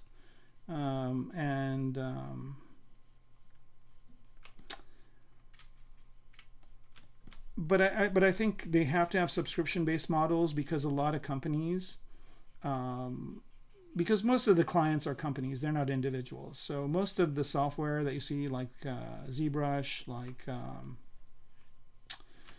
like Maya or whatever, most of the money they make it from corporations, and corporations, they don't want to buy software, they just want to rent it, just so that if let's say they need to downsize. So lately, a lot of the game companies and entertainment companies are downsizing their people. So if they had 1,000 people, they would need 1,000 licenses for Maya or ZBrush. And then if they lay off 500 people, then they've actually paid for those 500 licenses. So they're just sitting there doing nothing. But with the subscription model, they don't have to. They just basically stop the subscription for the 500 users that they have let go. I mean, I know it's kind of a gruesome thing, but that's how it works. And also, when they have a project, they can basically the accounting people can price things that way. And I know it's horrible, you know, but that's how it is. Yeah, Blender is great. Blender is pretty good. It's so funny, because like at first when it was out, like everybody was joking, oh yeah, you know, this thing is a toy or whatever. But I think with version 3.7 or 3.9 or something like that, I want to say, it got really good. And then when 4.0 came out, it was like, okay, you know, there's a new player in town. And now it's like most companies are, you know, creating Blender pipelines. A lot of the new training that's coming out is Blender based. That indicates to me that companies are, you know, needing training to train their people on Blender. And of course, you know, for a company, you can't beat free as a price. So the other thing though with Blender that you got to be careful about is that Blender is free, yes, but a lot of times, a lot of things you would do in Maya, like sometimes I would need to do something in Blender that I did in Maya all the time. But I can't because it doesn't have that capability. So I'm like, okay, well, what if I do want to have that capability in Blender? And I go in and there's a plugin, and the plugin is not free, right? So you got to take that into consideration too. So far I've spent a little bit of money on Blender plugins, and I mean, so it's not 100, it's not totally free. I mean, it does, you kind of get the sense that it is, but it's really not if you want to do stuff.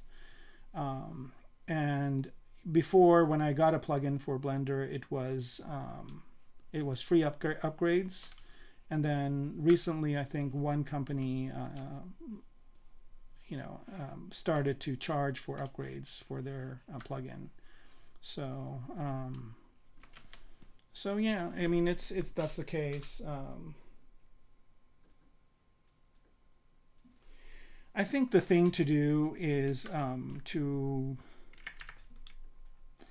with rentals is that you kind of have, like, I don't the only software I rent is ZBrush, that pay for it, because it's my #1 tool. So I know that I need it, and then I just basically build it into what I charge clients, right?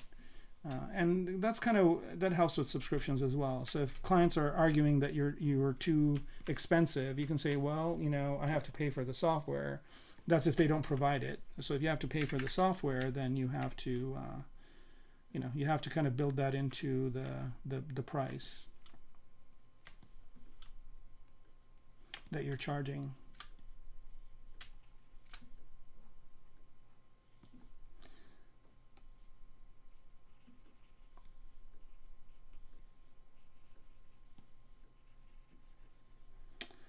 Anybody else have any other questions at all? How are we doing on time? Oh yeah, we're good. We're good.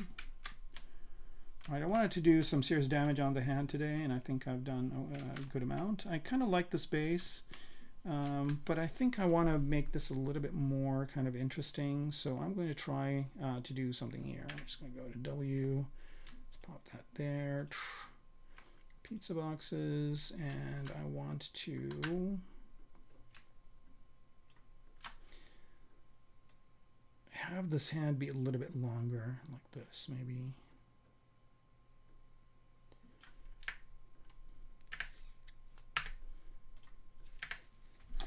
This is what I really love about ZBrush, is that, like, you can make decisions like this while you're designing. With other tools, you have to do all these kinds of things beforehand and then just build it, right? So it's like, but if you, in ZBrush, if you change your mind, or you want to, like, I kind of felt like that part of the hand looked too small, and I wanted to make it longer, and it wasn't a big deal to do it. All right.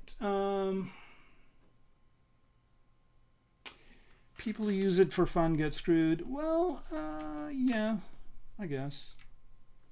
If you have an iPad, there's a free version of ZBrush on the iPad, and it's got pretty much most people use. It's so funny, when I teach ZBrush and I show people stuff, they're like, oh, I didn't know it could do that. So people only use a very small percentage of the product. But yeah, I get what you're saying. Like, if you're a hobbyist, it's not or you just use it just to have fun. It's not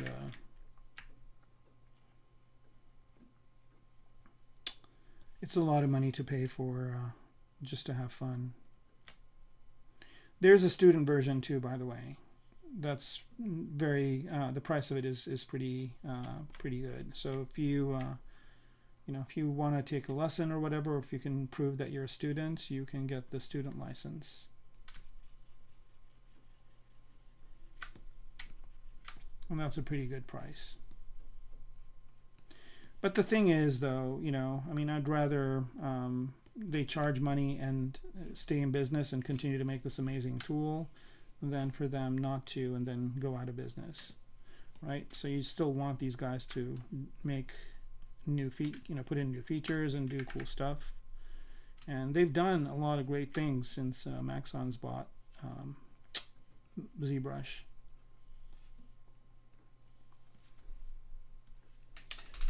All right. All right, Big X Gaming. Thank you for watching, and hope to see you again on the stream. Again, I'm on every other Friday, and then also I'm on Twitch the other Fridays. So definitely come on. All right, so I've got another question from 3D Animator. This question: how to fix file that is not symmetrical to be symmetrical? As are not symmetrical.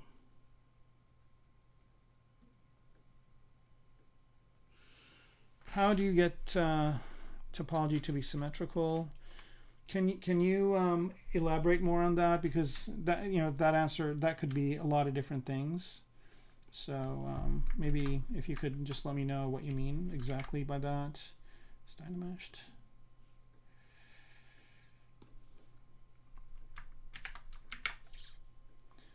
All right, I want to dynamesh this at high resolution. Yes.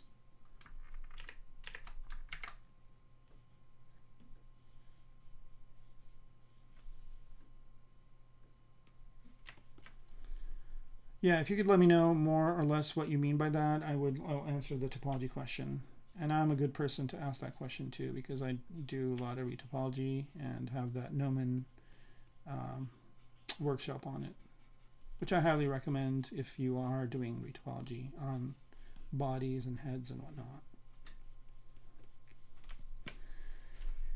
I'll go ahead and bring up an example just for kicks. So let's say you've got projects with tools. Let's bring this guy in.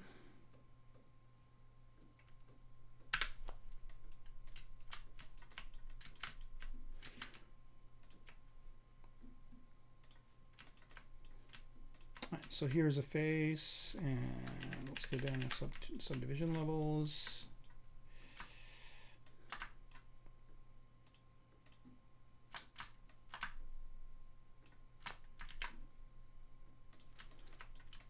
All right, so let's say this is your head, and so yeah, let me know exactly what you mean, and then I'll demonstrate it on this head, see if I can answer your question for you. And we've got time, so no worries. Deformation mapping, I don't know what you mean by that. Deformation, I mean, there are deformers here, like if I go into this,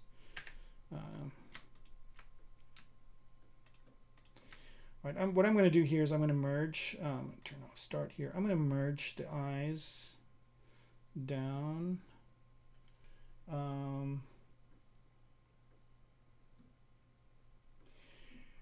Okay, so you modeled the head and want to insert the eyeball, but they're not symmetrical to the head.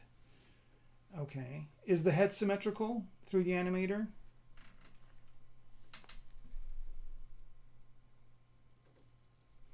Yeah, I'll show how to create an alpha to create scars. Sure, yeah, I can do that. Not a problem. I'll share that after. But let's get 3D Animator's question answered. By the way, deformation is pretty cool in ZBrush. I'm gonna delete the head here. I don't need the teeth. I don't need the outer eyes. I'm just gonna keep the inner eyes, and I'm gonna merge this down. Actually, here, let's just hide the eyes. Okay.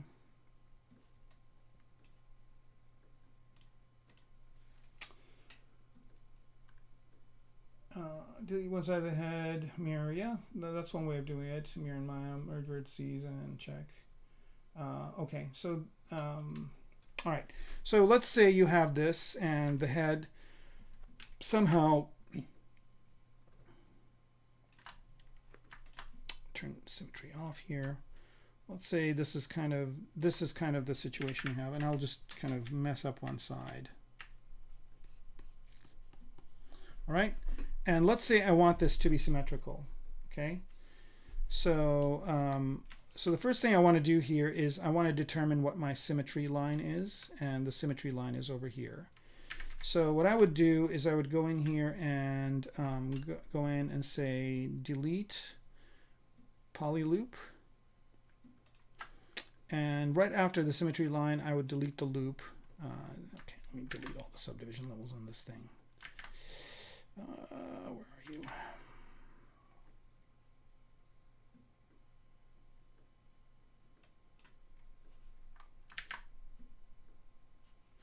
Oh, it has layers, that's why. Let me just merge the layers.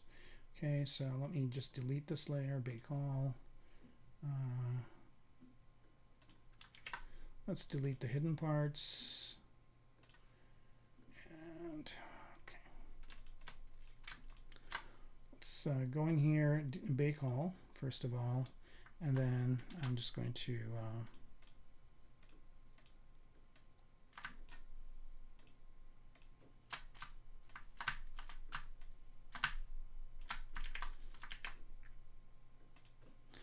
okay, so let's say I have a situation like this where, you know, one side is completely not symmetrical. So the first thing I would do here is, you know, delete the part that you don't want, like the part that's not symmetrical. So I just find a center line, like this center line over here, and I'm going to delete, and I don't even know if this thing is, it should be. Okay, it's I don't know if it is. I don't know if it is here. It's not symmetrical. I don't know why it's going not okay, that works. Or why doesn't this work? I think maybe somehow okay, yes, this is the reason why it is. So first of all, make sure you don't have any poles in the middle. So here I'm just going to delete by symmetry on this guy. Delete not edge, but delete single poly. So this is messing it up. And is there anything else that you mess it up? Maybe. And if it doesn't, I'll show you another way of doing it. So I'm just going to do this again. Let's see if this works. Delete poly loop. Wrong direction. Okay, so that did half of it. Let's see if I can do this half as well. Yeah, okay. So, and this half right here is the bad half. So I'm just going to say delete island. This is gone. Okay, so this is the good half. But notice here that even though it is the good half, like there are some sides, and you want to make sure you're not in perspective mode, by the way, right? You want to make sure you're not in perspective mode, right? First turn perspective off. Okay, so and then just look at it, and you can see here that there's some stuff poking out over here.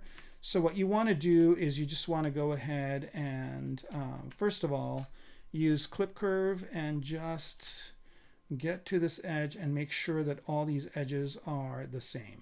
That's one way of doing it. The way I like to do it is a little bit different. So what I do is I go in here and I say mask, and then I say edge loop complete. So I just mask that edge, right? So that masks that edge, and I'm going to do the bottom part as well. So I know that this is masked. I invert that mask, press W, okay, and place the gizmo where I want that symmetry line to be. Like let's say about here, right? And then I just use this to make sure that these are all aligned. So now I know that they are aligned, okay? And now I've got this half and it's great. I'll just mirror and weld it to the other side. Mirror and weld X, and there it is, right?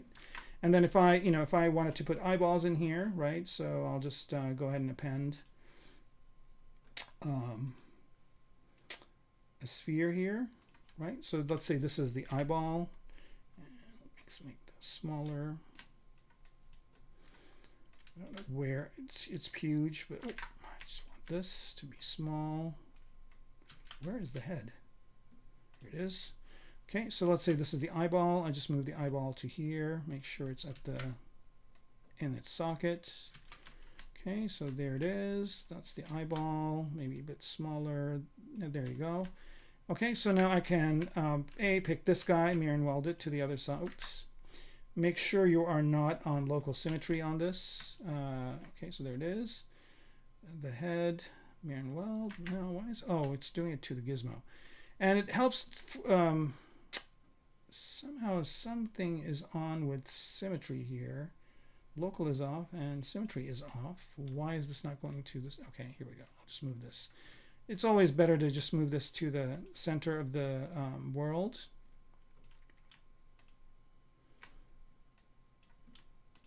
So that this line is kind of in the center. And I'll do that with the eye too. Move the eye back in its socket. There it is. right? And then I just select the head.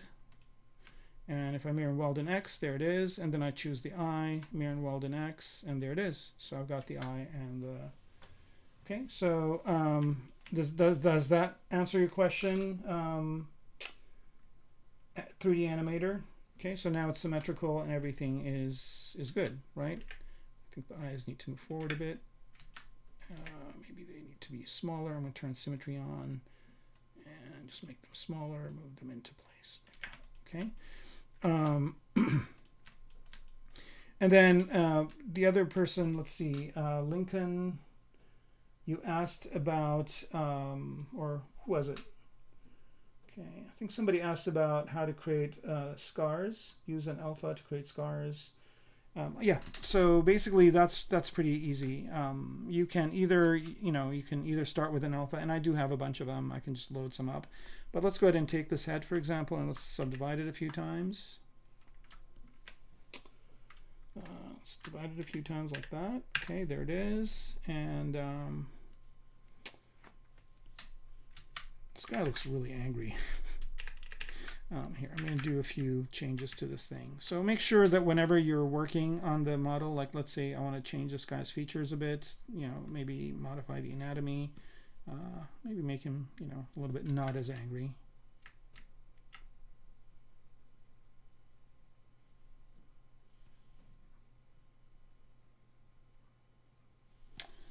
Right, give him a different nose.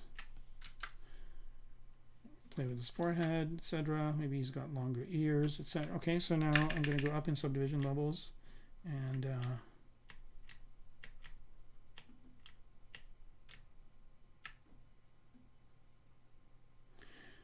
try to do the things that I did earlier in the higher subdivision levels. I'm trying to do them at the higher subdivision. I mean the lower subdivision. I'm doing them at the higher subdivision levels, and that's not a good idea. You want to be able to kind of make structural changes in the lower subdivision level.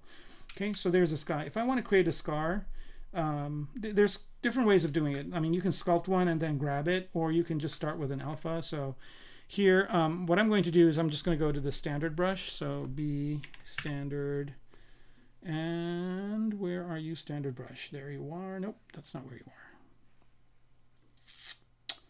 Scribe standard itself. Why am I not seeing this thing? Oh, it's down here. Is it? Where are you? Okay, let me do this one more time. B, S, standard, and standard brush, standard. Here it is. Okay. So with standard brush, you can add the scar, whatever. But if you want to get one from an alpha, and here, I'll try and see if I can find it in my library here. Alphas. There's quite a few of them. If you look online, there's a lot of alphas for scars. And I'll go to my folder here, and this is going to take a while because I got a lot of alphas. So we'll just wait a second.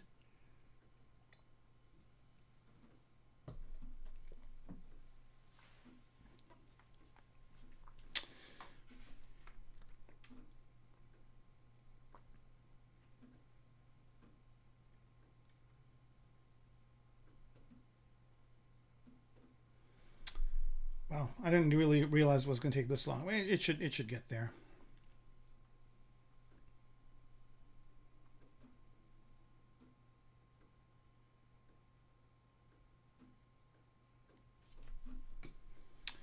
Yeah, I've actually had a conversation with them about speeding this up. It usually takes a while for me because I've got a lot of alphas, I've got a lot of other HDRs or whatever, so they should cache this somehow. But anyway, all right, so moving on to here, alphas. I think I have some skin alpha somewhere. Here we go, skin. And do I have something that says scars? I've got a different, like these are ones I've collected over time. And I can see here in these many,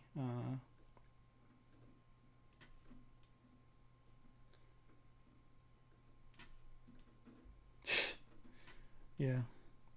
I've categorized these, but I need to categorize these kind of loose ones at some point. But I'm trying to find it, like, so hopefully like a scar will jump up at me at some point. But do I have scars? Let's see, pores, wrinkles, bumpy skin, alien skin, face, creature skin, leathery skin, scaly skin, tiled skin, wrinkle, veins. All right, we'll go with veins, and then we'll, you know, I'll just use a vein one, and you can kind of get an idea. All right, so let's say this is going to be the scar. All right, so I'm just going to double click on that. Now this, sometimes it adds it as a texture, and you can always go in here and say make alpha. So now it's an alpha, turn the texture off. Okay, and you want to go to drag rectangle or drag dot, one of the two. I personally like drag rectangle more.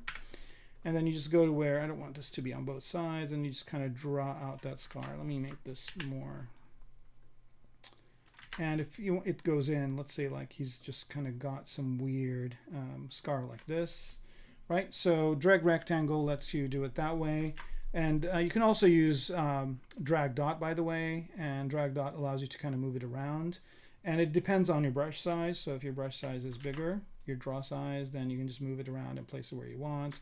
Again, if you hold Alt down, it goes in, right? And then you can just basically put the scar where it needs to go. Maybe this is a scar like this. Okay. And let's say you want to work on this a little bit. We'll go back to Damien Standard. Oops. I'll just work on the scar, you know, a little bit. Maybe I don't really need the veiny stuff. So here's kind of his scar.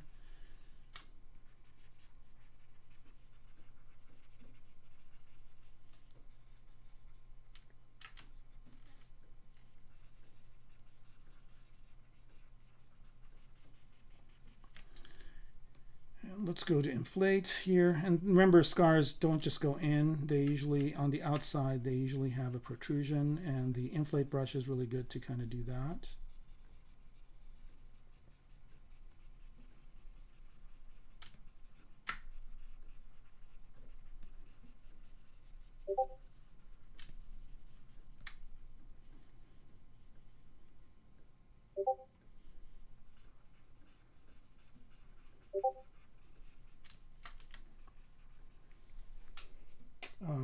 Okay, and is this kind of along the lines of what you were looking for?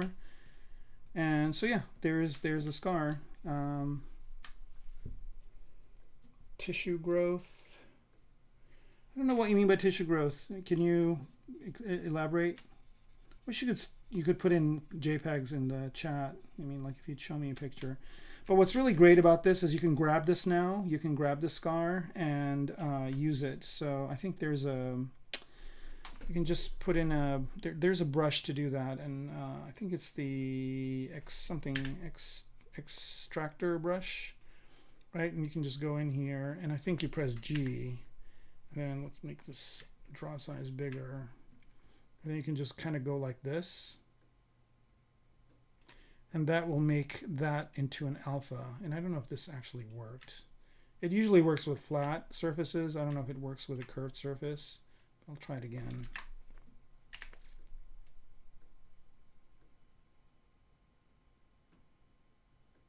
Okay. Yeah, there it is. So there it is now. And now I can just go back to, I can keep that alpha and then go back to the standard brush.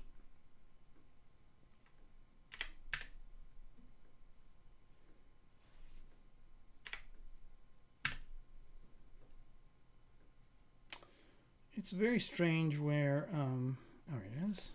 Okay, so now I've got the standard brush, and I will choose that alpha that I just made, which is the scar I had, and I can put that scar somewhere else.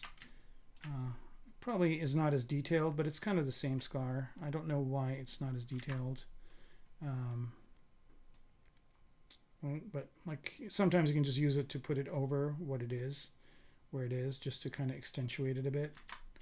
But yeah, and you can probably load this into Photoshop, but you can see that there's the kind of the scar that I had. I don't know why. Let me try drag rectangle, maybe that's better. But yeah, that basically just creates a scar. And I think, is there a way to do a contrast on the alpha? Yeah, I don't see it. But yeah, that's a way you can kind of grab it. I don't know why this is so subtle. It should be exactly what I grabbed. Maybe I didn't do it right, so yeah.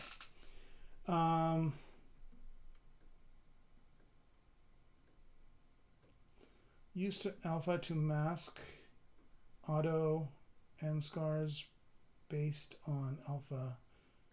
Yeah, I don't, Lincoln Razgriz, I don't really know what you're asking, sorry. But use an alpha to make a mask. Auto N scars based on alpha pockmarks. Yeah, I don't know. I mean, you just saw how I kind of grabbed something I sculpted and made it into an alpha. I don't know if that was your question. And this works much better if it was on a flat surface. So if I take, if I go here to plane, like that, plane 3D, and let's make it into Polymesh 3D.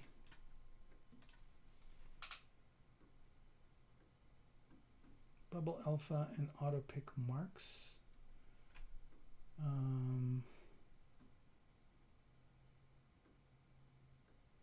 Pock marks.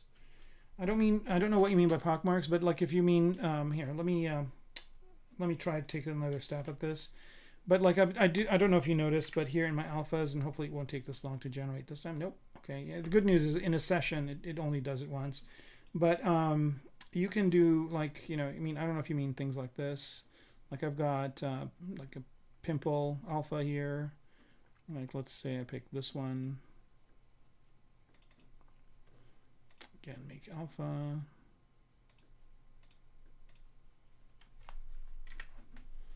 Right, and then these are just like that. Is this kind of what you mean, like to create pock marks like this? And you can always, you know, if it's not intense enough, you can always increase the intensity. So here I'm just going to increase the intensity, double the intensity. So now it kind of looks more like that. And instead of like doing what I'm doing, placing them individually, what you can also do is you can go to this and create spray. And with spray, you can adjust the flow. So maybe not too much of the flow. And then the scale, the color, you don't want to change the color. All right, so then you can just kind of go like this. And I'm going to reduce this flow even more. Not to 0, but just.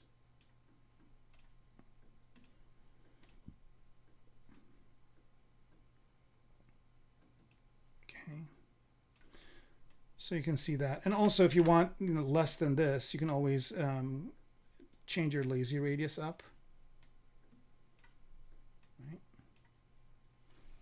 Right. Does that make sense? And then you can always save this whole thing as a brush and then use it again. Right, so let's say this guy's got like a scar and he's got like all these zombie like kind of things around it. And ZBrush is just amazing for things like this. Yeah, increase for plague. Yeah, right.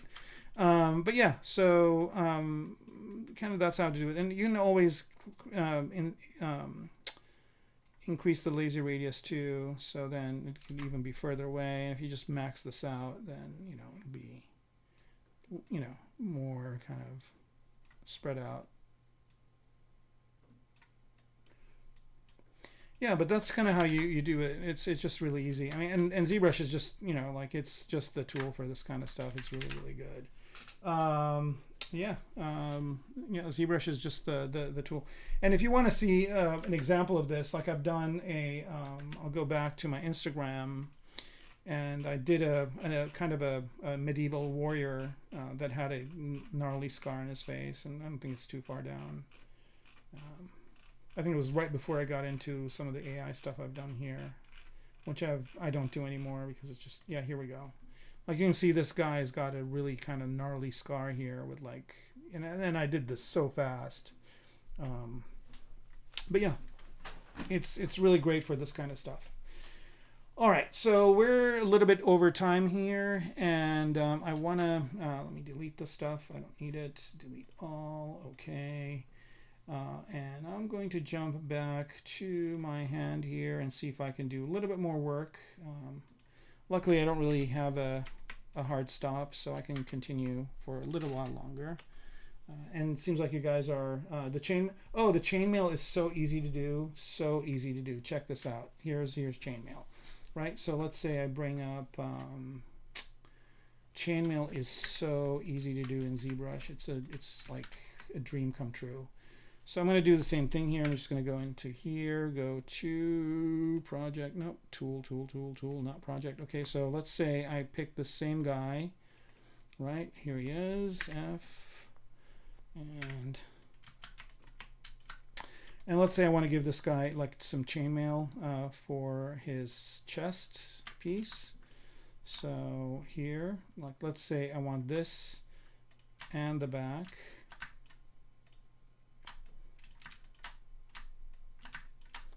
Right, so I want this all to be chainmail, right? Okay, so first of all, I'm going to go in here. Okay, let's, I don't know why he's got layers on this. I'm just going to bake them all, bake all layers. Oh, yeah, that's right, bake all. And then let's just go down in subdivision level. Delete all the higher subdivision levels. Delete higher. Where are you? Okay, it was dynamic subject. Okay, good. So this one, and that. Okay, and what I'm going to do here is I'm going to go ahead and if I do that, let me duplicate this guy. So let's duplicate him. So we have a copy of him, and in the duplicate we want to see everything, but in this one we don't want to see everything. Just want to see the chest. Let's hide this. Okay. All right. So it's kind of funny where there's just this stuff. Okay. So let's say I want to add chainmail to this, right? So here it is. All right. This is it. So there's different ways of doing it. The first way is kind of a really easy way where I just basically select him and I go here to geometry, go to dynamic subdiv and turn it on. But I don't want any smoothness at all, so I turn that down, and I want micro poly on, okay? And then here, let's choose that, boom, chainmail, done, right? Let me just align these better. So there's one way of doing it. What I like to do is, before I do this, by the way, because you can see here, these polygons are all of different sizes. So if I want the polygon sizes to be the same, I go ahead and let me make sure I've deleted all the other stuff. So let me show delete hidden. Okay, good. And then I have this shape. I want to keep this shape. I don't really care about the poly grouping, but what I want to do here is I want to take this and I want to zero mesh it. So I'm going to go ahead and zero mesh it. I want the same polygon count, and let's just see what we get with this. Okay, so it's okay, but it's not really what I want. I think I'm going to turn adaptive off and zero mesh it. So this is a little bit better. Right, but what I want is I want square polygons, and I think there is an which one is it adaptive? But only where, okay, well, just topology can give an equal weight. Let's see which one. There's one of these things here. I think if I turn adaptive on and adaptive size, I think this is it. Okay, so non-square polygon also. Okay, so if I turn all this all the way down and do it, nope, and the other way around. So zero mesher, and by the way, all the stuff is in the menus. I have them in my menu here, but I have them ordered exactly the same way they would be. So if I want this, I just go under geometry and zero mesher, and it's exactly the same. It looks the same. So I don't rearrange these. I keep them the way they are, just because I also teach and I want to know where things are. Okay, so what I want to do is I want to take adaptive strength to 100 and zero mesh it. Okay, it's better, but not as good as I'd like. So let's go ahead and do something else here. Let's go ahead and check this off, and let's go ahead and play around with the targeted polygon count. Okay, that's too little. Let's go into this. Okay. All right, I mean, that's kind of good enough. It's giving me, you want these to be as square as possible, as close to being square as possible. And I think adaptive size to 100. Also, okay, put it away, zero measure puts, okay. Yeah, I think this needs to be at 0, not. Okay, let's try that. Okay, yeah, this is better. All right, so and now that I've got this, I just go back to geometry and dynamic subdiv, same thing, micropoly, and there's a bunch of different ones in here. This one's good for chainmail, but this is, you can see here that it's doing it, but the chainmail is too small. So if you want it kind of, you know, like very small chainmail, you can do that. Or what you can do is, if you want this to be bigger, you can, that's not what I wanted to do. This actually scales it out this way, so that's not what I wanted to do. Let's just keep that at 1. But if you want this to be bigger, you can just go ahead and re-zero mesh it, and this time you choose half. One more time. Okay, it's too much, and then just click on align here, and there you go. That's one way of doing chainmail, right? And if I bring the guy up, let's bring the guy back up. Where are you? Here's the dude. And I've got the chainmail selected, and what I want to do here is I want to take the chainmail and I want to inflate it. So I'm just going to use the deformation and inflate, just to inflate it out a bit so it goes outside of his body like that. There we go. And then if I want it to hang on the guy, I can use dynamics, right? So there it is, and then I just go into dynamics. And I can just say we want gravity, but not too much. So let's go to 1. Firmness, this is pretty firm because it's chainmail. I don't want any self-collision. I don't want floor collision. And if you just run the simulation, oops, make sure that you set a collision volume. So I'm going to put this at 0.2.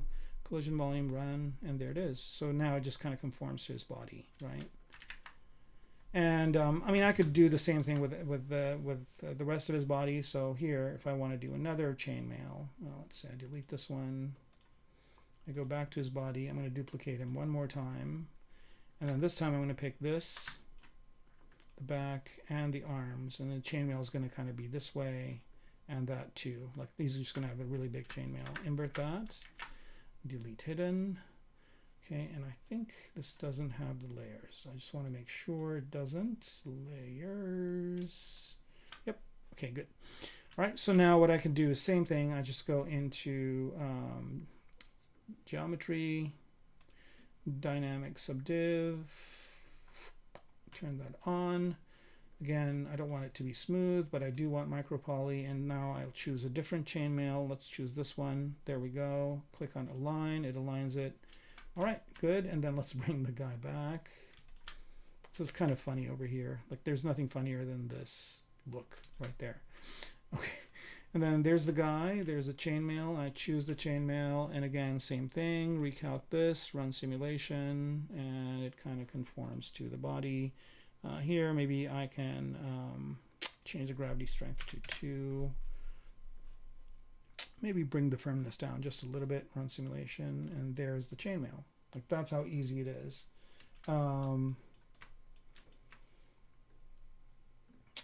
Yeah, so it's pretty neat to do this. And again, if you want the chainmail to be smaller, you can always subdivide the model. So if you do Control D, then you have this kind of chainmail. And here, I think the gravity is too much. 1 was good.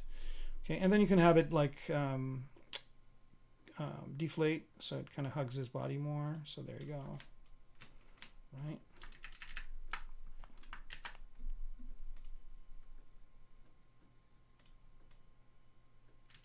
Yeah, so it's really good. And then could you do the same for a lizard man or heavy dinosaur armor plates? Yeah, same thing. Like let's say this guy, yeah, let's leave this. Let's go back to the guy himself, and let's say he becomes like an alligator man. Now, remember the polygons here are all different sizes. So, but if you want to, if you take the guy here, you can just go over and say, where are you?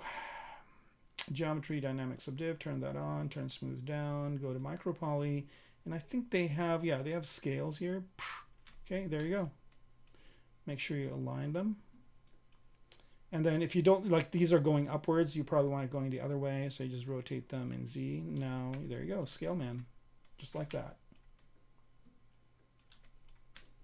right? So that's how fast it is. I mean, obviously there's weird stuff going on in the face here. You probably want them all to be the same, but it's not bad from a starting point. It's awesome. I think there's another scale one here too. There's two scales. There's scale 3. Oh, there's this one, scale 1. This one's a little bit cool too. And again, this one I want to rotate it. Oh, no, in X, but in Z. One too many. Here we go. So this is another scale look. Or there's a third scale too. There's 3 of them.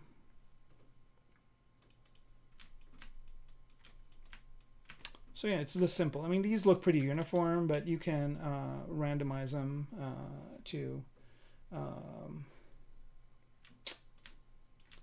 And by the way, yeah, that's true. Like if you don't want part of it to be, you know, you can mask part of it. I think micropoly does the whole thing. There are other ways you can do scales that you can mask off parts you don't want to have. But here you can just duplicate it and just kind of create a scale part out of it. But yeah, it's really cool. Micropoly is really useful, and you can use your own meshes. Like you don't have to use these ones. You can always make your own. If you hold Control down on here, you can choose anything. Like you can have it be stars, right? So now it's stars. I think this will make more sense if it's rotated in X. Yeah. So now he's Starman, right? It's like everything stars. Or you know, let's choose something else. Like if you want, I don't know. Let's choose. Yeah, I think star is good. I don't know if there's anything else that I have that would work well in this. But yeah, right? So you can just choose your own meshes too and kind of put each mesh on each poly. And then you can also kind of push them out and in. So here, like it's just Mr. Pointy Man, right? Like here's somebody you don't want to hug, for example. And yeah, so micropoly is pretty powerful. It's a pretty powerful capability. And there's a lot of things here. Like you can make it into cloth, or you know, like you can have this type of thing going. Let me change this scale back to 1. There's different chainmail. There's different kind of ways to do it. So that's one way of doing chainmail. I think for the thing that I had, I did it this way. But you can also do chainmail with nanomesh. So yeah, human with dragon armor. Yeah. That's kind of what I'm working on in my own stream. So my own stream is on my, again, if you go to my link tree over here, I'm working on a my own. So if you click on Linktree here, if you go to my Twitch and you watch my stream, which is next Friday, so every other Friday I do my own stream, you can see it there. And I've already done 4 episodes, and one of them is like here you can see the dragon, the scales and everything, and then I've got a kind of a soldier that I'm doing, right? And he's got all sorts of armor and chainmail and stuff too. So if you guys want to watch me do medieval stuff, I'm doing it in this stream, on my Twitch stream. And then on this one, on the stream that I'm doing for Maxon and ZBrush Live, those are more hard surface stuff. Okay, so we've gone a little bit over time here, but I always, again, appreciate you guys asking questions, and love to answer them. Hopefully I was able to answer all your questions, and that will help you make some cool stuff with ZBrush. And I wanted to go a little bit further on my model today, but that's fine. I mean, I'll probably be working on this thing for quite a while. Where is it? Where are you, robot? But before I go, I just want to do a quick render as to what we have here.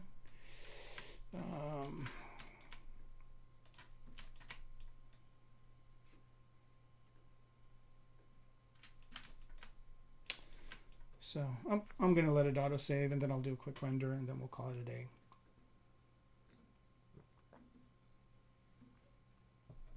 How do I pose the character with all that armor? You know, you can use Subtool or Subtool Master, and it's pretty cool to use Subtool Master, and you can use Proxy Pose. There's some great features for posing in ZBrush, but I usually do my posing with motion capture stuff. and I do it in Character Creator 4. So I think if you guys want to watch me do that, I think I did it in one of the seasons. So if you go to the Maxon, channel here, right here, and if you go back, so I mean this season 12 is this robot. But if you go back in seasons, I've done things where I've actually shown Character Creator 4, and I'll go back here.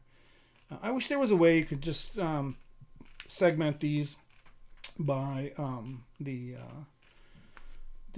author and the season, but they haven't done that yet. I have channels on my own stream that I've started. So this season before this was a motorcycle, and then you can see here I've done quite a few of these. But if you go back in time, like this guy, I actually posed him with all these subtools. I posed him in Character Creator, and I think I'll find it. Here I'm rendering it. I think it was right before the render. So let me see if I can get to it. Is it this one? Let me see if it's this one. Oh, that's what I wanted.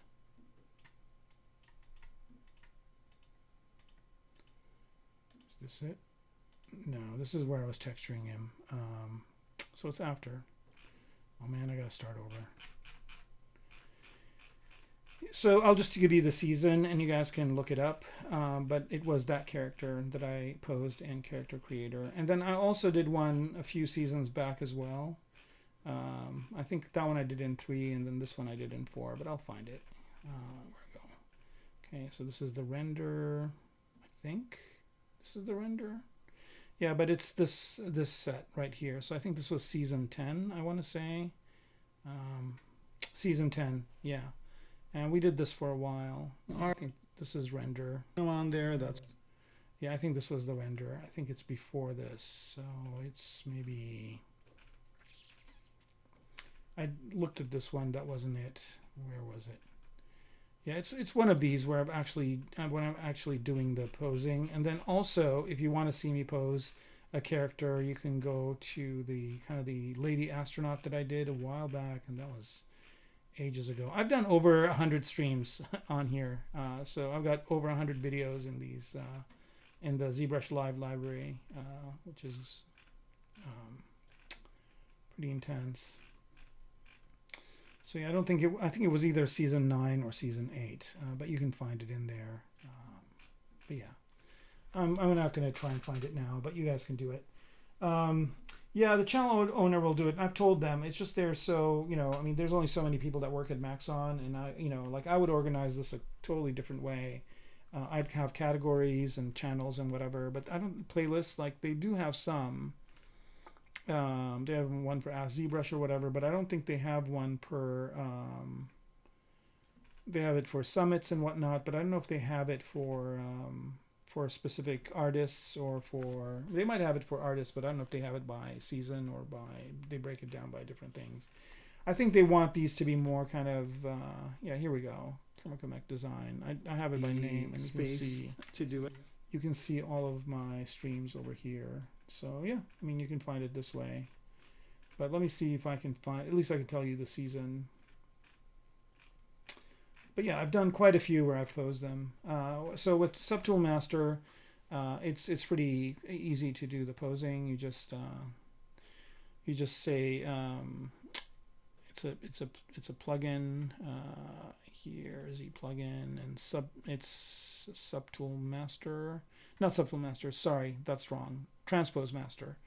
So Transpose Master, you say T-pose mesh. Like for example, if I'm going to pose this, and I don't know if it's going to work, but let's do it anyway. Let me save it first. I think I did anyway. Here, if I say T-pose mesh, what it does is it just goes ahead and merges everything together and gives me one mesh. I think it's going to be a problem because I've got these heavy things that I added over here. So the two hexapods that I added today are going to be pretty heavy. I might retopologize those at some point. I'm not sure. Here we go. It's not that bad. Okay, so it just goes da, da, da, da, da, da, da, and puts everything into one thing, and then you pose that one, and you can use proxy pose for it or whatever, and then here we go. Yeah, it was too much. I think this wanted to end. This is like ZBrush saying that I should end it. I think hopefully less than 10,000 years. I think I'll be dust by then. So, but thank you for saying that. And again, everybody, thanks for tuning in. I want to wish you all a good day, good night, or whatever time of day, night it is. And hope to see you again when I stream next Friday on Twitch, or when I stream the Friday after on ZBrush Live. Okay? Great. Good night, everybody, from